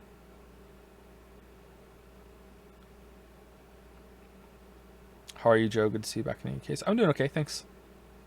Thoughts on Lost Ark? I have not played Lost Ark, so I can't comment on it, sorry. Do you think some staff of CD Projekt Red watch your Witcher 1 and 2 videos? Do you think they'll watch your Witcher 3 video? I know for sure that at least a couple of them did. Usually there are some devs that watch the videos. I don't know if they tell me that just out of, you know, being polite or some sort of community management. I have had some devs message me from some high profile studios and say, you know, like, a lot of us watch your videos and we get a lot out of them, so thank you for that, and blah blah blah blah blah. And it seems earnest to me, but I don't know for sure. I would say that a lot of what I say in the videos is something that like almost all of it is what they already know. Like none of them are ever going to be like watching the videos being like, oh man, he's right, we should have done that. Like that's not a thing. But they might, because the way I structure the videos is very evidence based. Like this is coming from my own place of taking feedback. If anyone ever says to me, your videos are too long, you need to make them shorter, like I will just say, you know, if I'm expected to respond, I'll just say, okay, thank you. But if they're saying it in a vacuum and I'm not like they're not expecting me to read it, then I will just dismiss it. It's like this means nothing to me. But if they say your videos are too long because in this section you went on for this point too long, and I feel like you already made the point here, and in this section you repeat yourself, and like examples, like they know exactly where it is that you went on for too long. Now I'm listening. Now I'm like, oh, okay, yeah, that could have been shorter. Yeah, I did repeat myself there. You know, like, so the fact that there's evidence in the videos, I always try and back up everything with examples, I think is, like, when I see that, I find that to be very worthwhile criticism, and I can learn from that. So I'm guessing that that's how a lot of video game developers take the videos too. And that is so unbelievably rare in gaming. It's pretty rare in general, actually. I don't know if cinema and music critics are more like that or not. I don't know. I'm guessing a lot of them have systems set up that they do it in private instead of it being public. I don't know. But there aren't very many people who will give like evidence-based feedback where it's like, here are the reasons why I didn't like this. And even if the reasons are like completely wrong, it's still worthwhile, I think. Did you get disappointed after watching the God of War Ragnarok trailer? I only watched a tiny little bit, and I was a little disappointed, yeah. Like, it looks like the exact same. You know what I mean? Like, it just looks like more of that. And I like that game a lot, but it's been a while since that game came out. So, you know, I don't know. Maybe they're going to polish it up. Maybe that's why I got delayed, but, yeah. Would someone whose first Souls game is Elden Ring find other Souls games harder or easier? That really depends how you play it. If you use everything available to you in Elden Ring, you're going to find the other ones harder. Although Dark Souls 1 is fairly easy. But if you don't, if you really push through, you're going to find the other ones a lot easier. You should play more Steins Gate because it is a masterpiece. There's a lot to take from an exemplary use of time travel mechanics, and playing it is essential for cultural study and development. No, lol.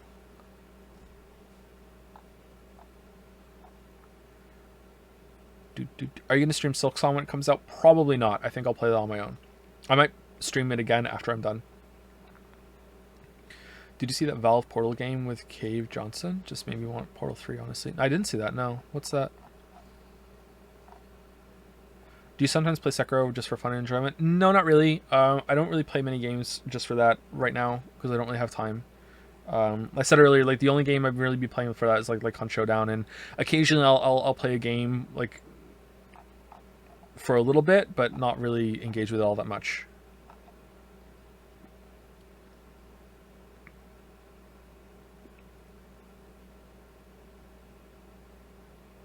So only came to mind since I replayed it recently, but did you ever have any of the early Assassin's Creed games, and what are your thoughts on them? I played Assassin's Creed 1 when it came out, and I liked it actually. And I think I played 2. Yeah, I definitely played 2, but I don't think I played any of them after that. I played the 4th one briefly, and I haven't played Valhalla. I played Origins on stream for a bit, and I played the one after that a fair amount actually, but I didn't finish it. That's for the Witcher 3 video. What is that one? Fuck. Where you play as Cassandra or the other guy, but I played as Cassandra, so that's the only one I know. What game is that? Assassin's Creed Odyssey. Thank you. Holy shit, I don't know why I can't remember that. I liked Assassin's Creed 1 when it first came out. So I don't know if this is right or not, or maybe I was just like naive at the time. But the first time that I played Assassin's Creed 1 and I saw the dynamic climbing system in that game, my mind was completely fucking blown, and like it was just like holy shit. It was like on the level of like Portal of like I can't believe the technology. Like that was just amazing. Like the climbing when it first came out. So that alone made it worth it, and there like the crowds in that game were really impressive. The gameplay was all right. The running felt okay. It would probably feel clunky now, but like I enjoyed that game. It was pretty good. I enjoyed the second one a little bit too, but like I don't know, as they went on, I kind of lost interest.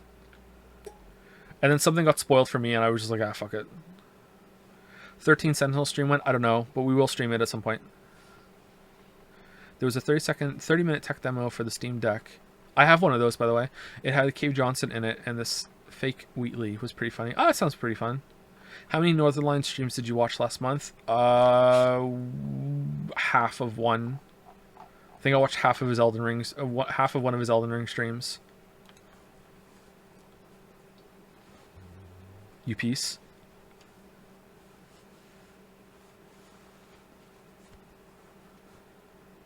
What are your thoughts on the latest Spider-Man skin design for Fortnite? I don't have any, and I think I'm going to call it here, everybody.